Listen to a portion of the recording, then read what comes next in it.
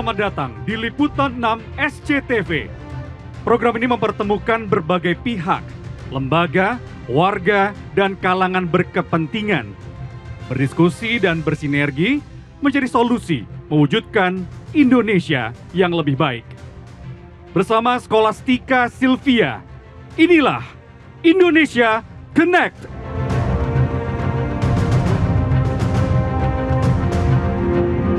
Selamat datang di Indonesia Connect. Boleh sekali lagi tepuk tangannya biar makin semangat. Luar biasa, Indonesia Connect adalah inisiatif yang lahir dari Liputan 6 SCTV untuk menjadi wadah, fasilitator, dan tentunya memoderasi semua yang berkepentingan dan terkait dalam program Asta Cita yang langsung bersentuhan dengan kepentingan publik. Harapannya dan cita-citanya melalui Indonesia Connect adalah semua pihak bisa berdialog, nanti kita akan sama-sama berdiskusi dan tentunya ada satu pemahaman dan solusi nyata yang kita bawa pulang setelah ini. Dalam episode kedua pada kali ini, Indonesia Connect mengangkat tema Indonesia menuju Net Zero Emission. Nah, tentunya kalau bicara soal emisi nol bersih ini tidak hanya cuma sekedar teknologi, tapi juga butuh kerjasama, komitmen dari berbagai pihak, baik dari pemerintah, baik dari swasta, dan tentunya masyarakat sampai generasi muda. Yang masih muda boleh ngaku? Gak ada yang ngaku ya. ini masih muda loh, semuanya masih muda dan tentunya semuanya punya kontribusi dan andil nyata untuk mewujudkan net zero emission. Nah, tentunya untuk pada hari ini kita akan berdiskusi untuk menggali apa saja langkah konkret dan juga kolaboratif dalam mewujudkan Indonesia yang lebih hijau dan berkelanjutan. Dan untuk mengetahui seperti apa arah kebijakan pemerintah untuk mencapai cita-cita Indonesia net zero emission di tahun 2060. Kita akan bersama-sama mendengarkan keynote speech yang akan disampaikan oleh Menteri Koordinator Bidang Infrastruktur Mas Agus Harimurti Yudhoyono.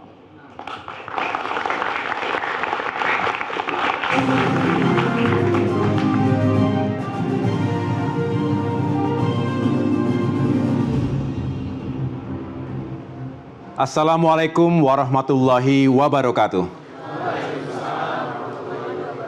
Salam sejahtera untuk kita semua, Shalom, Om Swastiastu, Namo Buddhaya, Salam Kebajikan. Yang saya cintai dan muliakan para sahabat yang telah hadir dalam acara Indonesia Connect by Liputan 6 SCTV, yang tentunya kita hadir dengan energi yang sama. Kita ingin Indonesia kita semakin maju, dunia kita juga semakin maju tentunya. Dan yang akan kita diskusikan hari ini tentu sangat mendasar.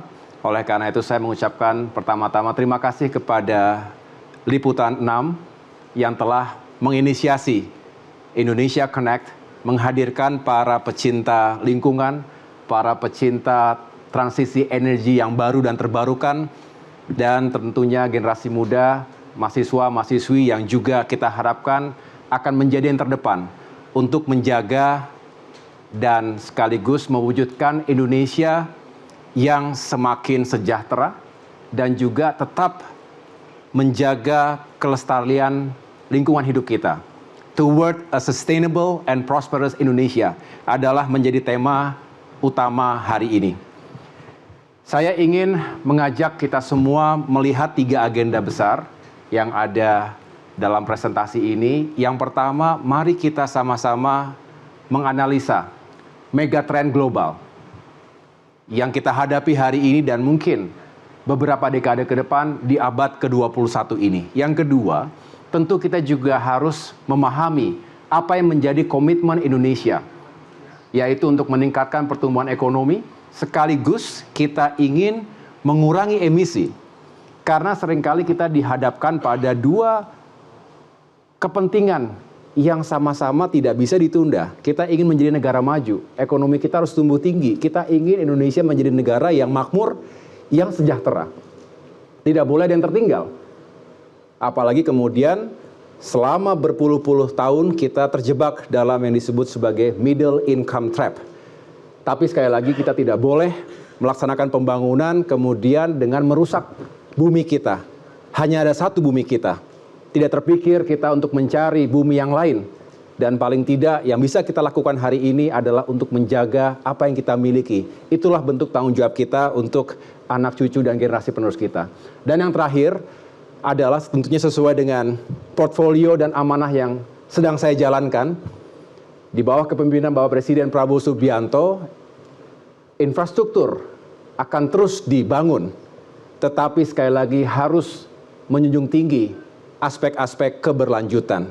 Sustainability itu juga menjadi penting dan harus bergandengan dengan semangat mengejar pertumbuhan dan pembangunan infrastruktur secara fisik.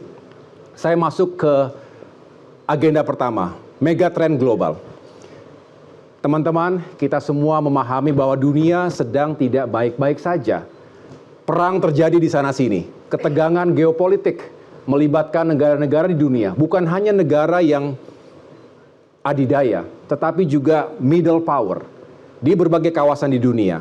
Apa yang terjadi sampai dengan hari ini, perang Rusia-Ukraina, kemudian perang di Timur Tengah, belum lagi ketegangan-ketegangan geopolitik yang terjadi di kawasan Indo-Pasifik, Asia-Pasifik, termasuk Asia Tenggara, Thailand dengan Kamboja misalnya, dan Indonesia adalah negara yang tentunya ingin menjadi bagian dari stabilitas dunia, padahal kita berada di salah satu kawasan yang sangat strategis di antara dua jalur maritim utama dunia, dan kita bisa membayangkan dampak-dampak ekonomi yang bisa ditimbulkan akibat perang dan ketegangan geopolitik tersebut. Jadi ini penting untuk bisa memahami bahwa memang Indonesia juga harus selalu bisa menjawab tantangan hari ini dan ke depan. Geoekonomi juga sangat dinamis. Kebijakan Presiden Trump dalam tarif dan perdagangan dunia ini juga menimbulkan banyak sekali ketidakpastian dan kejutan-kejutan. Belum lagi kita dihadapkan pada pertentangan dua kekuatan besar di dunia, Amerika Serikat dan Tiongkok. Rivalry yang bisa jadi berujung pada konflik, bahkan tidak menutup kemungkinan adanya konflik yang melibatkan militer. Dan yang jelas dari situasi-situasi yang terjadi itu kembali kita melihat adanya the rise of multipolar world. Dunia yang kemudian menjadi multipolar. Apakah ini baik? Apakah ini justru menimbulkan banyak ketidakpastian baru? Mari kita lihat bersama-sama ke depan. Yang jelas Indonesia sebagai negara non-blok, sebagai negara yang juga bertanggung jawab, ingin menjadi solusi. Kita bisa menjadi honest broker dan menjaga perdamaian dan keamanan di kawasan Asia Tenggara. Saya lanjutkan. Megatrend kedua, kita semua tahu teknologi yang begitu maju dengan pesat seringkali mendisrupsi kehidupan bermasyarakat, berbangsa dan bernegara. Business practice, business model seringkali harus selalu dilakukan penyesuaian-penyesuaian baru sehingga tidak tertinggal dari teknologi yang sekali lagi mengubah banyak keadaan. Tidak terbayangkan, artificial intelligence bisa mengambil banyak sekali lapangan pekerjaan, jenis pekerjaan yang dulu diminati oleh manusia, oleh kita semua, sekarang sudah diambil alih dengan begitu lebih efisien dan lebih produktif oleh mesin, robot, sekaligus kecerdasan buatan tadi. Jadi ini harus menjadi perhatian kita semuanya. Yang ketiga, dan inilah yang menjadi isu utama hari ini, krisis iklim. Ini bukan hoax, ini bukan fake news, ini adalah sesuatu yang memang sedang kita hadapi. Pertama kali sejak pengukuran suhu pertama di tahun 1850, hari ini adalah hari dengan suhu yang terpanas. Bumi menghadapi peningkatan suhu yang kalau tidak dikendalikan, tidak dicegah, tidak dikontrol, ini akan menjadi malapetaka. Sekarang saja sudah bisa dikatakan menghadirkan banyak dampak yang buruk untuk manusia dan peradaban dunia. 99% orang di dunia menghirup udara berpolusi. 2 miliar orang kesulitan untuk akses terhadap air bersih. Bencana alam akibat krisis iklim ini meningkat 134% sejak tahun 2000. Ada 2,4 miliar pekerja yang terdampak global warming setiap tahunnya. Dan kurang lebih ada 151 juta orang mengalami krisis pangan. Indonesia tidak bisa berdiri sendiri tentunya. Kita harus bergandengan tangan untuk menghadapi krisis iklim ini. Ini permasalahan dunia, bukan hanya masalah Indonesia. Tetapi yang jelas, kalau kita mulai dari diri kita sendiri, maka kita bisa melakukan perubahan-perubahan yang berarti. Di Indonesia sendiri, kita tahu bahwa terjadi kenaikan permukaan laut, kurang lebih 0,8 hingga 1,2 cm per tahun. Belum lagi berbicara garis pantai, ada 1.800 km garis pantai yang kemudian masuk ke dalam kategori sangat rentan. Peningkatan suhu tadi saya sampaikan ini harus benar-benar kita waspadai, 0,45 hingga 0,75 derajat Celcius, dan gelombang ekstrim juga meningkat 1,5 km. Dan saya dan kita semua tentunya mengikuti bahwa cukup banyak wilayah perairan Indonesia yang berbahaya, beresiko tinggi terhadap kapal-kapal kita termasuk juga nelayan. Ini yang harus kita jaga bersama-sama. Negara Indonesia adalah negara kepulauan terbesar di dunia, 17.000 pulau harus kita lindungi. Ada puluhan juta masyarakat yang berada di pesisir pantai dan semua menghadapi kerentanan. Oleh karena itu, pemerintah, negara harus hadir. Tetapi kami tentunya tidak bisa sendirian, pemerintah tidak mungkin sendirian, kita harus melibatkan semua pihak, termasuk dari dunia usaha, swasta, dari akademisi, dari media, dari civil society, dan semua yang mencintai bumi kita, termasuk ingin Indonesia selamat dari segala tantangan iklim tadi. Saya lanjutkan. Nah, yang menyumbang emisi terbesar Indonesia hari ini adalah sektor ketenaga listrikan. Bisa dilihat kurang lebih berkontribusi sekitar 43%. Sedangkan transportasi, khususnya transportasi darat, ini sekitar 25%. Industri 23%. Dan yang lain-lain, bangunan termasuk energi untuk pribadi dan pertanian. Artinya, dilihat dari komposisi ini, maka yang paling tepat adalah jika kita menghadirkan policy, kebijakan yang semakin mengurangi ketergantungan kita pada fossil fuel, baik untuk tenaga listrik maupun untuk transportasi dan industri. Ini PR kita. Di sini kita harus inovasi. Di sini harus punya keberanian keluar dari zona nyaman. Walaupun sekali lagi selalu ada dilema. Mana dulu yang mau kita kejar? Pertumbuhan ekonominya dulu, karena rakyat masih banyak perlu mendapatkan bantuan. Banyak yang masih harus kita bantu kita angkat dari jurang kemiskinan. Di sisi lain tidak bisa menunggu. Melindungi alam, melindungi bumi tidak bisa menunggu nanti setelah kita maju dan makmur. Tetapi harus dilakukan hari ini. Oleh karena itu, masuk ke agenda kedua. Mari kita bangun komitmen bersama. A shared commitment untuk Indonesia yang tumbuh ekonominya, tapi juga lestari alamnya. Mari kita terus kejar pertumbuhan dengan tetap mengurangi emisi dalam berbagai aktivitas maupun industri. Saya lanjutkan. Indonesia menuju net zero emission. Tadi Mbak Sylvia memulai ini dengan sebuah agenda besar. Net zero emission 2060 ini bukan hanya agenda nasional, tapi agenda global yang harus kita kawal bersama-sama. Bisa tidak dunia kita mencapai ini? Dan bagaimana peran Indonesia? Indonesia tentu sebagai negara besar, negara yang juga dikatakan sebagai salah satu paru-paru dunia.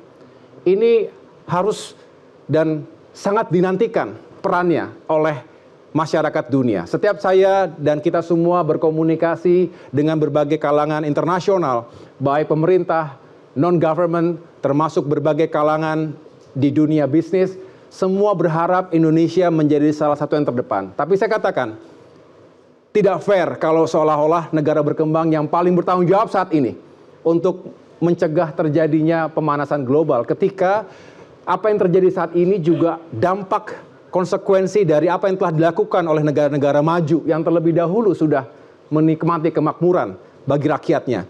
Ketika negara-negara berkembang, termasuk Indonesia, ingin mengejar ketertinggalan itu, tidak bisa kemudian serta-merta dihentikan. Kita perlu mendapatkan dukungan dan kita perlu membangun partnership, kerjasama yang baik dengan semua pihak, agar komitmen terhadap perubahan iklim ini benar-benar inline dengan semangat kita mencapai kemakmuran dan kesejahteraan tadi. Saya lanjutkan. Kita mulai. Mengapa kita kejar kesejahteraan? Bapak Presiden Prabowo Subianto dan Kabinet Merah Putih yang dipimpinnya saat ini berupaya agar GNI per kapita, income per kapita kita meningkat. Hari ini kita di kisaran 4.780 US dollar. Untuk menjadi negara dengan berpendapatan tinggi masyarakatnya, tentu kita harus bekerja berkali-kali lipat untuk tembus 10.000, 12.000, 14.000 US dollar, bahkan lebih, agar kita sekali lagi setara dengan negara-negara yang sudah terlebih dahulu dinyatakan sebagai negara yang makmur.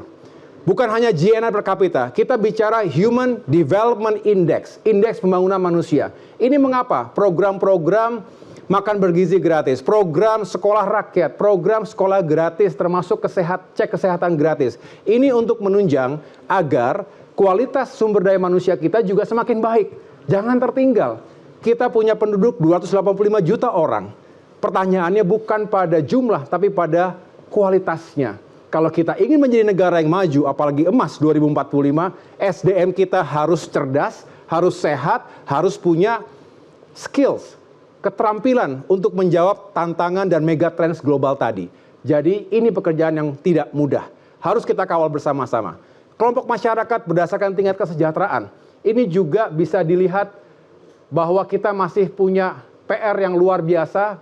Ada masyarakat yang berada di kelas kemiskinan maupun yang rentan miskin. Inilah tugas kita dan memperkuat semakin banyak yang masuk ke dalam jajaran kelas menengah. Ini sekali lagi membutuhkan pertumbuhan ekonomi, membuka lapangan pekerjaan, dan tentunya meyakinkan agar potensi lokal itu benar-benar hidup secara ekonomi. Asta Cita ini dihadirkan untuk menjawab berbagai permasalahan bangsa tadi. Saya yang saat ini mengemban amanah dalam portfolio Kementerian Koordinator Bidang Infrastruktur dan Pembangunan Kewilayahan, tentunya berusaha untuk menjawab sejumlah poin utama, khususnya Asta Cita nomor 2, 3, 4, 5, 6, dan 8. Di sini kita harapkan bahwa infrastruktur tidak dibangun hanya sekedar untuk membangun jalan, jembatan, bendungan, dan tanpa dampak yang langsung dirasakan oleh masyarakat. Tetapi sebaliknya, setiap infrastruktur harus berdampak secara langsung. Dan ini yang harus kita sukseskan bersama. Pertama, pertumbuhan ekonomi yang tinggi, bahkan hingga mencapai 8%. Yang kedua, swasembada pangan. Kemarin saya baru dari Lombok Barat, Nusa Tenggara Barat. Saya datang ke sebuah lokasi revitalisasi irigasi untuk mengairi kurang lebih 3.000 hektar sawah. Bagi masyarakat petani khususnya, tersentuh, terenyuh ketika mendengarkan suara hati para petani kita yang sangat genuine. Mereka hanya berharap bahwa sawah-sawahnya bisa dialiri. Ketika kekeringan, mereka tetap masih bisa berproduksi. Indeks pertanaman bisa meningkat. Dari yang sekali dalam setahun menanam bisa menjadi 2 bahkan 3 kali panen. Ini adalah tugas kita semua. Kalau para petani tidak kita pikirkan, lalu siapa lagi? Dan kita akan sangat kesulitan. Karena swasembada pangan, ketersediaan beras, padi, saya ulangi, jagung dan lain sebagainya, itu sangat membutuhkan produktivitas para petani kita.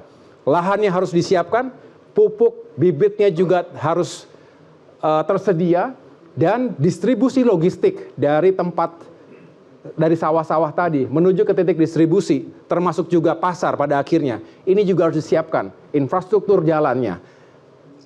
Kemudian distribusi di tempat-tempat yang tadi saya sampaikan ini juga harus terus disiapkan secara fisik. Inilah yang dinamakan dengan upaya bersama untuk mencapai swasembada pangan. Swasembada energi, ini juga menjadi kekuatan yang harus dimiliki oleh bangsa kita. Ketika perang terjadi, negara-negara yang merupakan negara produsen minyak bumi misalnya, ini tentu akan mengendalikan harga minyak dunia. Kita bagaimana? Kita punya oil and gas, tapi kita juga harus mencari berbagai upaya untuk mendapatkan sumber-sumber energi baru dan terbarukan. Swasembada air, kita tahu ini juga menjadi masalah yang mendasar. Jangan sampai ada masyarakat yang kekeringan, tidak memiliki sumber air bersih dan juga berpengaruh pada masyarakat, terutama anak-anak kita yang harus tumbuh dengan gizi dan juga air yang bersih. Dan yang terakhir, yang saya sampaikan tadi, peningkatan kualitas sumber daya manusia melalui sektor pendidikan dan kesehatan. Kemarin juga saya sempat melihat kondisi perbaikan sekolah-sekolah rakyat yang saat ini juga menjadi agenda utama Bapak Presiden agar masyarakat yang terkategori miskin dan miskin ekstrim, anak-anaknya tidak putus sekolah. Bahkan bisa kita katakan ini upaya untuk memutus rantai kemiskinan. Disekolahkan di suatu tempat yang baik, diasramakan, diberi makan gratis, dan tentunya diharapkan bisa fokus pada belajar. Bayangkan, masih banyak anak-anak kita yang bermimpi pun takut, tidak punya harapan, karena orang tuanya sangat sulit hidupnya. Agar itu tidak terus berkelanjutan, lintas generasi, mari kita putus itu dengan pendidikan yang berkualitas dan pelayanan kesehatan yang lebih terjangkau. Inilah semangat dan tujuan besar 5-10 tahun ke depan yang mudah-mudahan bisa kita kawal hingga 2045 nanti. Teman-teman sekalian, untuk menyeimbangkan tadi antara dua kepentingan yang sama-sama urgent, bisa kita lihat dalam kuadran ini. Tentunya kita berharap memprioritaskan sesuatu yang secara ekonomi menguntungkan dan secara aspek lingkungan juga menguntungkan. Tetapi seringkali kita tidak bisa memilih. Saya ulangi, seringkali kita harus memilih satu di antara yang lain. Oleh karena itu ada langkah-langkah mitigasi. Ini kita sesuaikan dengan konteks ruang dan waktunya. Fiskal kita terbatas, APBN, APBD juga terbatas. Selalu harus dihadapkan pada mana yang lebih urgent dulu. Oleh karena itu, kita juga berdiskusi, berdialektika di wilayah ini. Tetapi jika ada yang secara ekonomi tidak menguntungkan, secara lingkungan juga tidak menguntungkan, tinggalkan.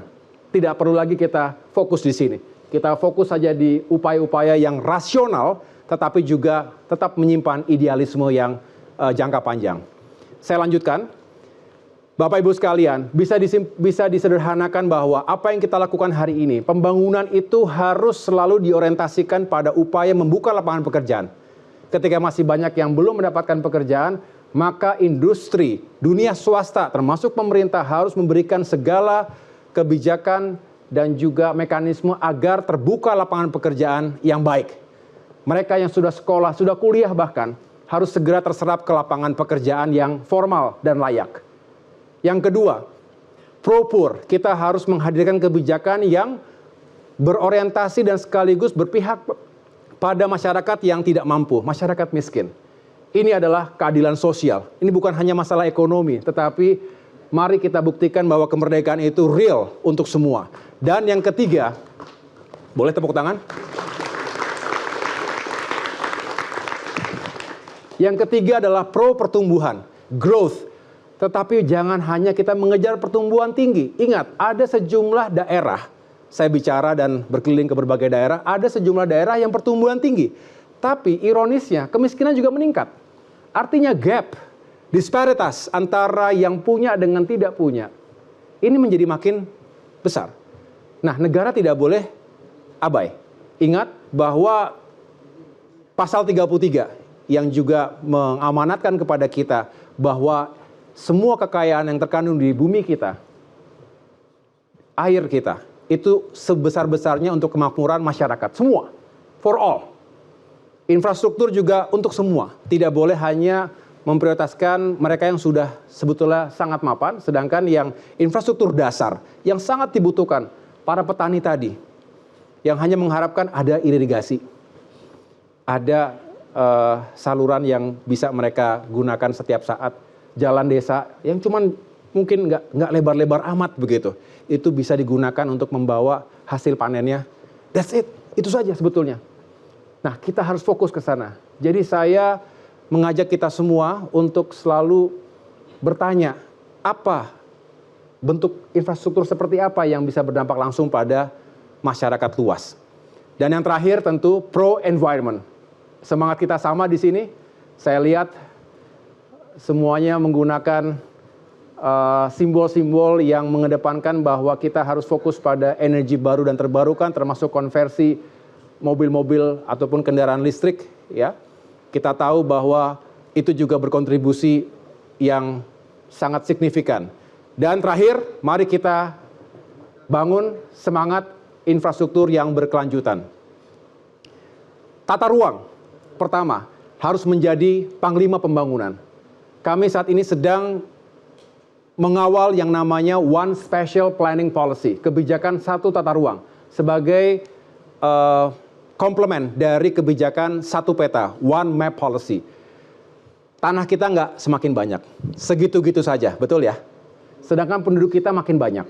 Kepentingannya juga semakin, kebutuhannya juga semakin banyak. Ada yang dibuat industri, bikin pabrik-pabrik, perlu buat perumahan, rumah-rumah rakyat yang juga saat ini masih banyak yang kondisinya tidak baik. Yang itulah mengapa kita ingin memperbaiki, merenovasi, dan membangun rumah-rumah yang murah. Kemudian juga kebutuhan kita untuk tetap menjaga produktivitas pertanian. Artinya lahan-lahan sawah juga harus tetap dilindungi. Jangan semua terkonversi menjadi pabrik, menjadi kawasan industri. Jadi banyak sekali kepentingan harus kita atur. Kalau tidak diatur, tumpang tindih. Bukan hanya menciptakan potensi konflik agraria, tetapi bisa berbahaya. Contoh, banjir besar yang terjadi di Jabodetabek, khususnya di Bekasi beberapa bulan yang lalu. Itu bukan hanya karena terjadi peningkatan air laut, banjir rob, satu hal yang membahayakan. Tetapi ketika apa yang terjadi di hulu, itu terjadi bisa dikatakan penyalahgunaan tata ruang yang harusnya tidak ada bangunan fisik, tidak ada konkret, tidak ada jalan, kemudian akhirnya terjadi pembangunan yang kemudian membuat masalah pada serapan atau resapan air. Belum lagi upaya untuk normalisasi sungai-sungai kita. Jadi apa yang ada di hulu, di tengah, dan di hilir, ini semua harus dipastikan ramah lingkungan. Ini baru perencanaan dan pembangunan yang bertanggung jawab.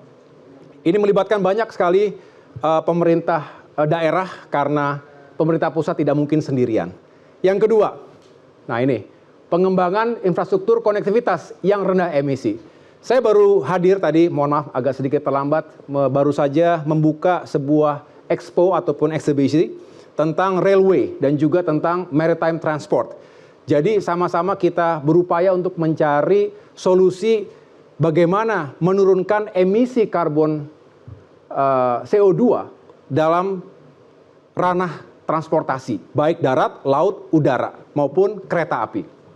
Semakin kita bisa menurunkan ketergantungan kita pada fossil fuel, kita akan semakin baik menurunkan emisi dan mencegah terjadinya polusi secara sekaligus. Kesehatan masyarakat juga harus diutamakan. Bapak, Ibu, dan teman-teman sekalian, yang ketiga adalah pengembangan infrastruktur energi berkelanjutan. Bisa dilihat berdasarkan RUPTL 2025 sampai 2034, kita ingin fokus pada EBT, energi baru terbarukan, 61% ya, dari semangat kita menambah kapasitas pembangkit sekitar 69,5 gigawatt. 42,6 gigawatt sendiri merupakan energi baru terbarukan, berarti berkontribusi sekitar 61%. 10,3 gigawatt ini dari baterai, dari storage, kurang lebih 15%. Barulah yang warna merah ini, 16,6 gigawatt, itu yang masih berbasis fosil, kurang lebih 24%. Di mana 10%-nya sendiri adalah batu bara, 15%-nya adalah, saya ulangi, 15%-nya adalah gas. Nah, inilah yang sedang kita upayakan 10 tahun ke depan, sehingga bisa dikatakan akan double up dari kapasitas listrik hari ini sekitar 75 gigawatt. Nah, mudah-mudahan ini bisa kita wujudkan, selain kita menambah 2 kali lipat, tapi juga secara signifikan bertransisi dari yang tadinya serba fosil, didominasi oleh fossil fuel, kemudian sekarang lebih pada energi baru terbarukan, di mana batu bara semakin kecil dan kita perlu terobosan-terobosan termasuk menggunakan surya, tenaga surya. Inilah yang sedang kita kawal bersama-sama, termasuk melalui regulasi yang semakin menjawab tantangan tadi. Yang keempat, pembangunan infrastruktur yang berketahanan iklim.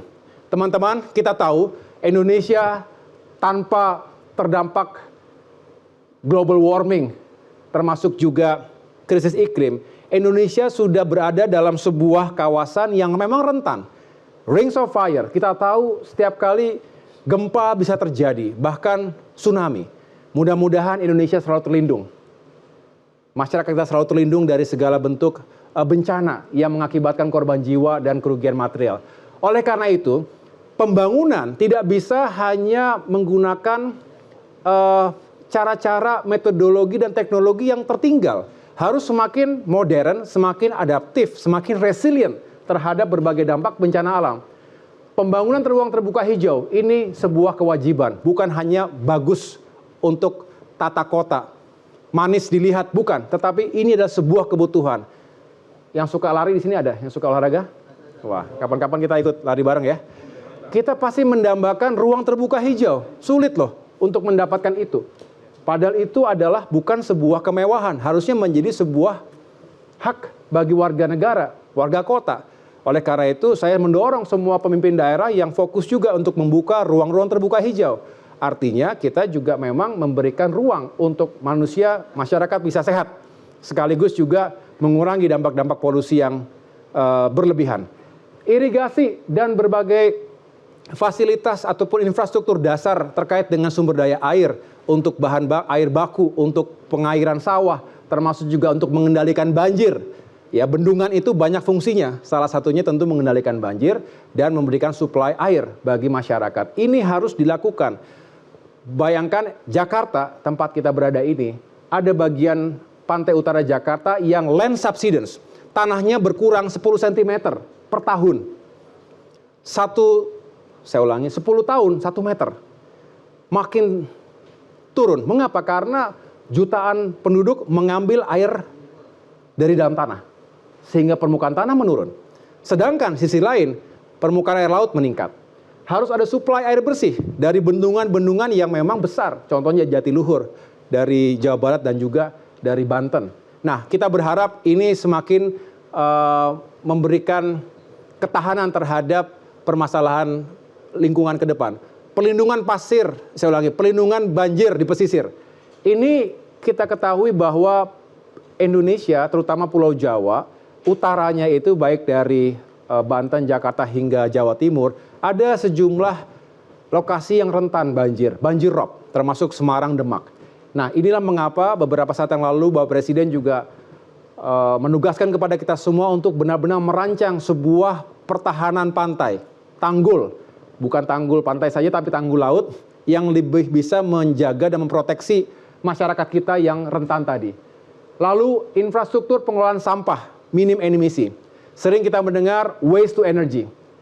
Tetapi yang paling penting adalah bagaimana sampah yang sudah menggunung ini bisa kita kikis. Kalau tidak, contoh Jakarta sekali lagi setiap hari memproduksi 7.000 ton sampah. Kota-kota besar seperti Surabaya 1.000 ton lebih sampah per hari.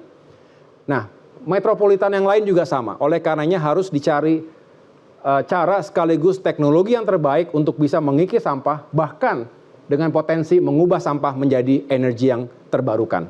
Ini semangatnya. Dan yang terakhir, penguatan jalan-jalan dan jembatan tadi di Palu, sekitar 3 minggu lalu saya dari Palu, itu melihat kondisi jalan yang sudah diperbaiki, termasuk juga jembatan yang hancur ketika terjadi tsunami dan likuifaksi tahun 2018 yang lalu. Nah, sekarang dibangun kembali tentu dengan menggunakan teknologi yang lebih punya daya tahan. Termasuk ada pemecah ombak jika ada gelombang besar yang kembali menerpa Palu. Mudah-mudahan tidak terjadi. Tapi langkah-langkah mitigasi jauh lebih baik, jauh lebih efektif, dan jauh lebih murah dibandingkan kita harus melakukan penanggulangan pasca bencana. Dan yang kelima, kita lakukan pengembangan wilayah dan kawasan permukiman yang berkelanjutan. Kembali, sanitasi sehat, udara bersih, dan bebas banjir. Saya rasa itu, teman-teman, yang dapat saya sampaikan, bahwa apa yang kita bicarakan hari ini semuanya sangat penting. Saya senang sekali kalau bisa terus membangun sinergi dan kolaborasi dengan semua kalangan. Terima kasih Indonesia Connect, terima kasih Liputan 6, media penting, bukan hanya sebagai pilar demokrasi, tapi juga pilar penjaga pembangunan agar Indonesia semakin sejahtera dan juga semakin ramah dan terjaga dari segala dampak bencana akibat krisis iklim. Sekali lagi terima kasih, sukses untuk semuanya. Wassalamualaikum warahmatullahi wabarakatuh. Waalaikumsalam.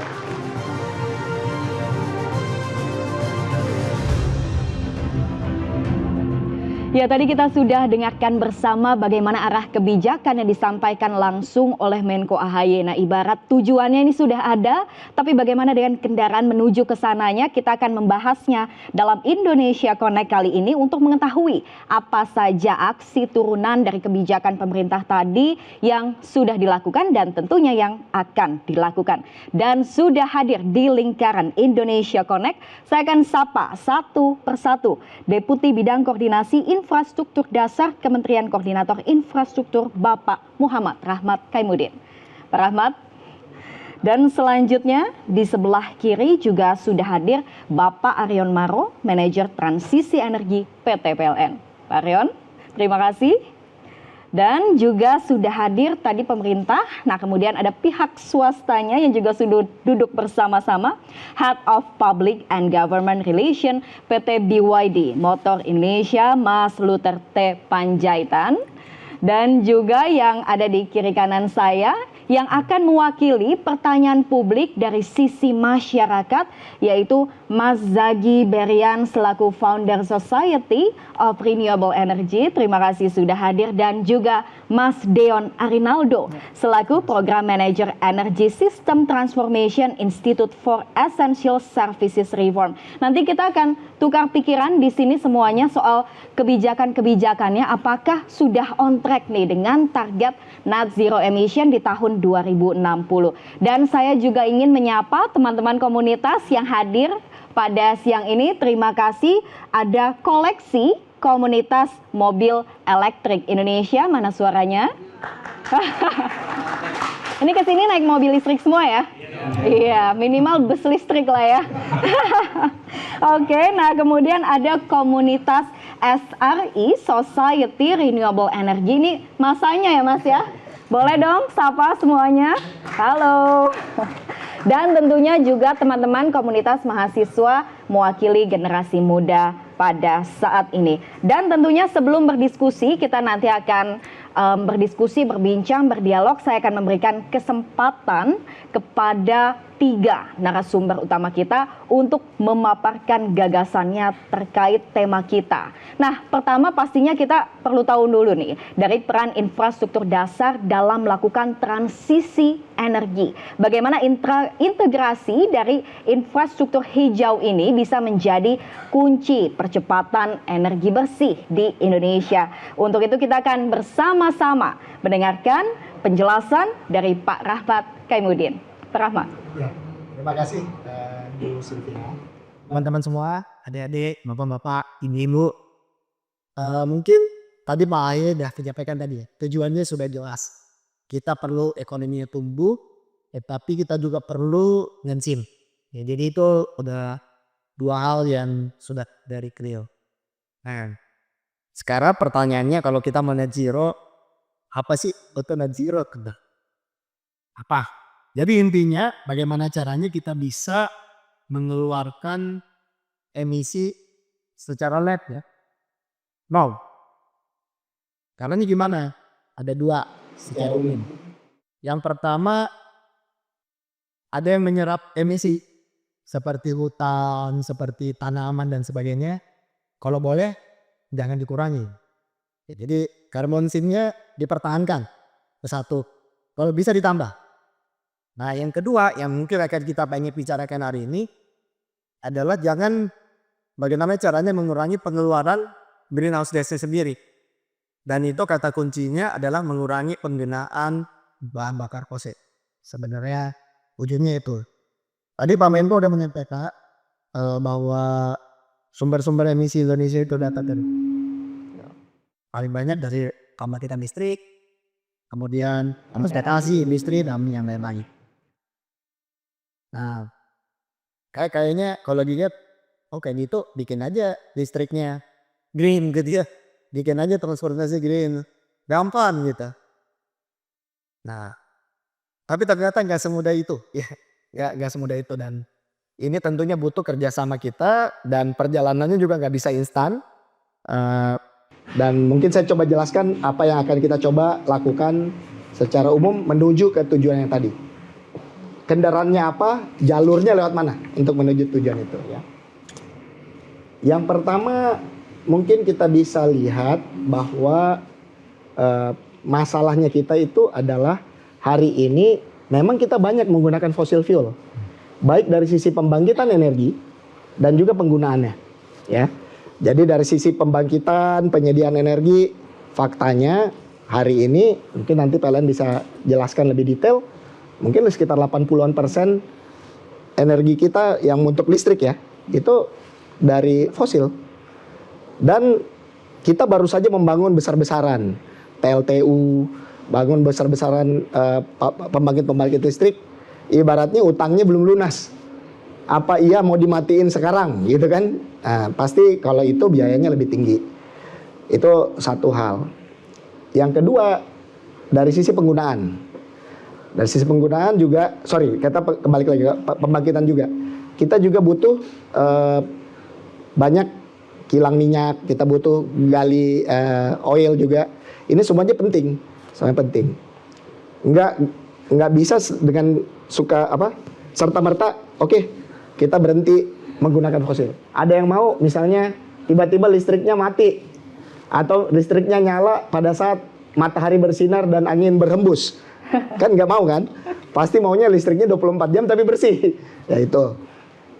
Nah, dari sisi penggunaan juga sama. Faktanya adalah hari ini kalau kita lihat dari transportasi, ada 150 juta kendaraan di Indonesia. 130 juta motor, 20 juta mobil. Motor mobilnya ini kalau yang digabung nih dari komunitas elektrik, berapa sih? Mungkin ada 200 ribu, 300 ribu. Ya. It's not even 2% mungkin nggak sampai. Atau 2 per mil ya. Jadi nggak sampai 1%. Apa iya misalnya kita bilang, oke, semua masyarakat sekarang nggak boleh lagi pakai mobilnya yang pakai bensin, atau kita nggak jual lagi BBM fosil, kan nggak mungkin. Hari ini nggak mungkin. Jadi apa yang kita lakukan adalah mendorong dua sisi. Bagaimana penyediaan energinya itu makin lama makin bersih, bagaimana penggunaannya juga makin lama makin bersih. Penyediaannya tadi sudah disampaikan Pak Menko, dari PLN juga bisa lihat bahwa hari ini kita punya sekitar 75 giga pembangkit listrik, banyakan fosil, 60% batu bara, mungkin 80% fosil. Ke depan yang fosilnya sisa 25%, padahal di double. Jadi secara rata-rata nanti emisinya per kWh itu akan lebih rendah. Itu. Kemudian penyediaan dari BBM, kita juga lihat bisa nggak kita tambahkan biofuel gitu misalnya. Kita tambahkan FAME dan sebagainya untuk mengurangi kadar bioetanol dan sebagainya, untuk mengurangi kadar kadar fosil untuk fuel kita untuk transport. Nah di sisi lain juga kita sampaikan, mari kita buat bagaimana ke depan orang-orang yang ingin mengganti kendaraannya mereka itu ada pilihan-pilihannya. Apa yang kita lakukan selama beberapa tahun terakhir, misalnya. Dan contohnya selalu kita harus buat ini dengan carrot first, dengan insentif. Kalau kita mau dorong kan ada carrot and stick ya. Kalau belum udah dikasih stick, nanti teman-teman marah semuanya gitu. Oh nggak boleh pakai mobil, lewat sini nggak bisa gitu. Ya pelan-pelan kita buat. Pertama kita menyediakan pilihan-pilihan kepada masyarakat. Ini ada kita mengundang pabrikan-pabrikan seperti tempatnya Pak Luther. Ayo juallah kendaraan-kendaraan EV yang lebih ramah lingkungan di Indonesia. Kemudian kita juga buat lagi policy bagaimana caranya supaya pembeli atau pengguna itu juga punya insentif. Pajaknya lebih rendah. Yes. Karena buat ini lebih menarik gitu kan. Pajaknya lebih rendah, baik itu pajak tahunannya, baik itu juga nanti pajak di depan ya, PPN di depan dan sebagainya. Itu kita berikan semua. Karena kita tahu bahwa mengubah perilaku itu sulit. Dan kita juga tahu bahwa ada namanya sunk cost ya, yang sudah diberikan, udah diinvest, itu harus dipakai dulu. Nah, jadi kalau boleh saya recap ya, sebelum saya lempar ke teman-teman lagi, lanjutkan. Strategi pemerintah secara umum itu ada 2 yang utama. Yang pertama, dari sisi electricity, bangunlah sebanyak-banyaknya renewable. Ya, itu kita support dan itu dengan RPTL udah muncul. Bangunlah sebanyak-banyaknya renewable. Yang kedua, dari sisi transportasi terutama, kurangi jumlah knalpot sebanyak-banyaknya. Jadi bangun kendaraan umum ya. Kalau bisa listrik, kalau bisa bikin LRT itu listrik juga, MRT itu listrik juga. Transjakarta atau bis-bis kalau bisa listrik juga, mengurangi knalpot ke depan, dan juga tentunya kendaraan komersial dan kendaraan pribadi. Kalau bisa kita juga buat ya, yang tidak menggunakan BBM fosil. Kita berikan insentif, kita berikan kemudahan-kemudahan, dan ini yang kita lakukan. Dan mungkin yang terakhir, tadi disampaikan juga, semua transisi ini jangan sampai mengganggu pertumbuhan. Harus pro jobs and pro growth. Alangkah ironisnya jika kita melakukan transisi tapi ternyata ini membuat industri dalam negeri kita lemah. Misalnya barang-barangnya ini ke depan semuanya impor. Makanya ada policy-policy yang kita sebut juga TKDN. Kenapa? Karena pada saat transisi ini kita butuh teman-teman di Indonesia lah yang bikin solar panelnya, yang bikin baterainya, yang bikin mobilnya, yang bikin workshopnya, yang bikin motornya dan sebagainya. Karena adik-adik ini begitu lulus kuliah, mereka butuh tempat-tempat bekerja yang bukan hanya mensejahterakan mereka tapi juga mendukung pertumbuhan ekonomi hijau. Mungkin itu dari saya sebagai konteks. Terima kasih. Pak Rahmat, terima kasih. Pak Rahmat ini juga merupakan Ketua Satgas Transisi Energi ya Pak ya. Jadi memang berkecimpungnya di sana tadi bicara soal berbagai strategi kebijakan yang saat ini sudah dan sedang dilakukan. Nah, kemudian kalau bicara soal teknologi elektrik atau listrik, coba saya mau tanya teman-teman di sini, siapa sih top of mind kita soal listrik Indonesia? Siapa ya? PLN lah ya. PLN, that's why kita hadirkan PLN-nya di sini untuk bicara soal bagaimana PLN dan rencana ke depannya untuk mengembangkan infrastruktur energi terbarukan yang terkait dengan listrik tadi. Nah, kemudian apa saja targetnya di masa yang akan datang? Seperti yang tadi juga sudah disampaikan soal data bahwa penyumbang emisi terbesar itu masih dari konsumsi listrik saat ini. Boleh disampaikan, Pak Aryo?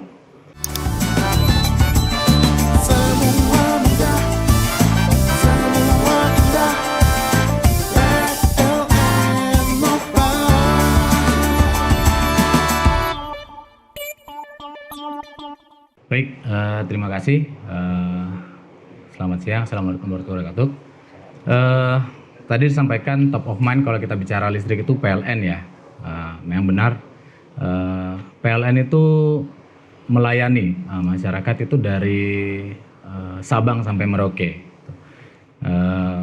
Melistriki hampir 98%, 99% masyarakat Indonesia sudah dilistriki oleh PLN itu. Dan tadi sudah disampaikan bahwa memang kondisi saat ini PLN itu mayoritas masih disuplai dari pembangkit berbahan bakar fosil. 60%, 65% itu PLT batubara, kemudian di atas 20% itu dari pembangkit gas dan juga sedikit dari pembangkit diesel, khususnya untuk daerah-daerah yang isolated dan jauh dari jangkauan grid.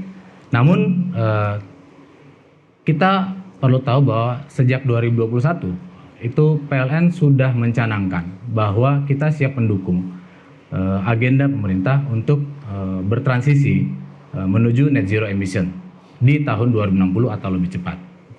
Kita lihat kalau misalnya kita melistriki secara business as usual dengan menjaga keandalan, dengan menjaga harga listrik yang murah dan kita memanfaatkan batu bara, maka kita lihat emisinya akan terus meningkat hingga lebih dari 1 miliar ton CO2 di tahun 2060, dan itu kita tidak inginkan. Sehingga PLN mencanangkan bahwa kita harus bertransisi, merubah porsi pembangkit kita dari yang saat ini 80% lebih itu dari pembangkit fosil, itu menjadi pembangkit-pembangkit yang rendah emisi. pembangkit energi terbarukan, pembangkit energi yang baru yang rendah emisi, dan juga teknologi-teknologi yang rendah emisi. PLN sudah menunjukkan ininya pencapaiannya. Jadi sejak 2021 kita sudah mendukung capaian pemerintah untuk mencapai NDC. Jadi dari 4 inisiatif yang ada di NDC, itu kita sudah berhasil mencatatkan penurunan emisi di 48 juta ton CO2 pada tahun 2024 kemarin. Dan itu akan kita teruskan hingga kita mencapai net zero emission nanti di tahun 2060.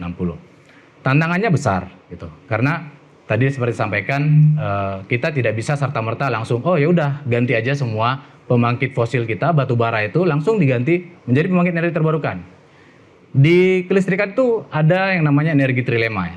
Jadi energi trilema itu energi security, energi affordability, dan environmental sustainability. 3 hal ini harus kita jaga. Kalau kita hanya berfokus pada environmental sustainability, mengurangi emisi, kita akan mungkin mencederai energi security gitu. Tadi sampaikan kita nggak pengen listrik itu padam gitu kan. Kita ingin listrik itu tersedia sepanjang waktu 24 jam gitu. Nggak pengen hanya ketika matahari bersinar atau hanya ketika angin bertiup saja gitu kan. Kemudian kita juga pengen agar listrik itu affordable, terjangkau gitu. Dan bisa dijangkau oleh seluruh masyarakat gitu. Sehingga 3 hal ini harus kita seimbangkan. Dan itu yang kejar oleh PLN, ingin dicapai oleh PLN dengan mencanangkan suatu strategi yang kita sebut dengan Accelerating Renewable Energy Development. Strategi Accelerating Renewable Energy Development ini sebenarnya berfokus pada 6 inisiatif sebenarnya yang overall kita sudah tahu semuanya. Yang pertama pasti kita mengembangkan pembangkit energi terbarukan. Yang kita utamakan adalah pembangkit energi terbarukan yang bersifat base load dari PLTA, PLTP, karena itu sangat grid friendly. Gitu. Jadi karena dia bisa diatur, naik turun dan sebagainya, itu yang kita kembangkan. Tapi kita tidak juga merupakan pembangkit energi terbarukan yang bersifat intermittent, yang variable. Dari PLTS, PLTB itu juga kita kembangkan. Kemudian inisiatif yang ketiga adalah kita mengembangkan yang namanya super grid. Kenapa kita butuh super grid? Karena lokasi potensi energi terbarukan yang kita miliki saat ini tuh berbeda dengan lokasi titik beban. Kita punya titik beban itu hingga 10-20 tahun ke depan itu kita masih melihat Jawa menjadi center gitu. Namun potensi energi terbarukan itu di Jawa sudah exhausted. Kita sudah bangun banyak pembangkit energi terbarukan yang besar di Jawa.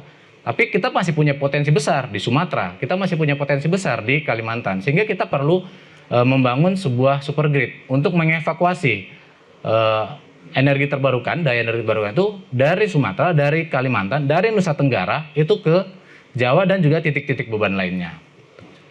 Kemudian kita juga yang keempat, kita juga perlu membangun yang namanya smart grid. Kita tadi lihat kalau kita bicara variable renewable energy itu fluktuatif, intermittent ya. Jadi kadang-kadang kita nggak tahu kapan dia pergi, kapan dia datang gitu.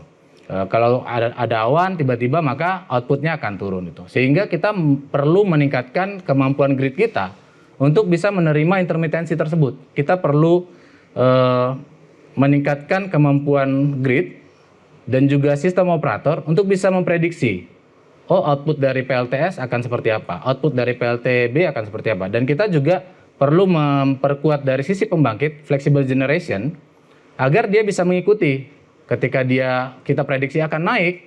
Nah, pembangkit kita harus bisa lebih fleksibel untuk bisa mengikuti naik turunnya gitu. Itu yang keempat. Kemudian yang kelima, inisiatif yang kelima itu adalah kita menggunakan teknologi terbaru, nuklir, kemudian storage. Kita harus mengimplementasikannya. Karena apa? Karena storage itu diperlukan untuk mengatasi intermitensi dari pembangkit variabel renewable energy tersebut. Kemudian teknologi-teknologi terbarukan, teknologi-teknologi yang clean, seperti misalnya amonia, kemudian low carbon fuel line hidrogen, dan juga teknologi carbon capture itu juga kita implementasikan di masa yang akan datang. Karena apa? Contoh misalnya kita akan implementasikan carbon capture. PLTU batubara yang tidak kita butuhkan itu adalah emisinya. Listriknya kita butuhkan, keandalannya kita butuhkan, ke dispatchability-nya kita butuhkan. Namun emisinya kita tidak butuhkan. Makanya kita mengimplementasikan atau merencanakan untuk mengimplementasikan carbon capture. Nah, strategi ini yang akan kita jalankan untuk mencapai net zero emission. Tadi sudah dijelaskan bahwa secara jangka pendek kita punya namanya RUPTL tahun 2025-2034. Itu tadi sudah disampaikan juga oleh Pak Menko dan juga Pak Rahmat, bahwa dari 69,5 hampir 70 gigawatt kapasitas pembangkit yang akan dibangun di RUPTL selama 10 tahun ke depan, itu 61% dari pembangkit energi terbarukan. Dari PLTS, dari PLTB, PLTA, dan PLTP. Dan kita bisa melihat bahwa most of them itu juga VRI. Kita akan membangun 17 gigawatt PLTS di seluruh Indonesia. 10 gigawatt PLTB akan kita bangun di seluruh Indonesia. Kita sekarang lihat punya kapasitas PLTS berapa? Nggak sampai 1 gigawatt. Tapi dalam 10 tahun ke depan kita canangkan kita akan bangun 17 gigawatt. PLTB kita juga punya berapa sekarang di Sulawesi? Itu nggak sampai juga 1 gigawatt. Tapi kita akan membangun 10 kali lipat. Ini memang sebagai salah satu cara agar tadi disampaikan listrik yang akan kita hasilkan itu lebih hijau. Mungkin tidak 100% nol emisi gitu, tapi semakin tahun listrik yang dihasilkan itu akan semakin hijau dan semakin bersih, semakin rendah emisi. Namun tadi disampaikan dalam mencapai agenda transisi energi ini PLN tidak bisa sendiri gitu. Ya kan? Kita bicara transisi energi nggak hanya bicara terkait isu teknis saja gitu. Tapi kita juga bicara finansial. Bagaimana financing transisi energinya? Ada pihak swasta di sana, ada bank di sana gitu. Kemudian kita juga harus bicara terkait policy dan regulation. Di situ peran pemerintah, peran regulator itu bagaimana meng-create suatu regulasi dan kebijakan yang memang energy transition friendly gitu. Kemudian yang ketiga adalah aspek dari just transition. Itu. Tadi disampaikan kita nggak mau ketika kita membangun pembangkit energi terbarukan itu ada yang ditinggalkan. Tuh. Ada yang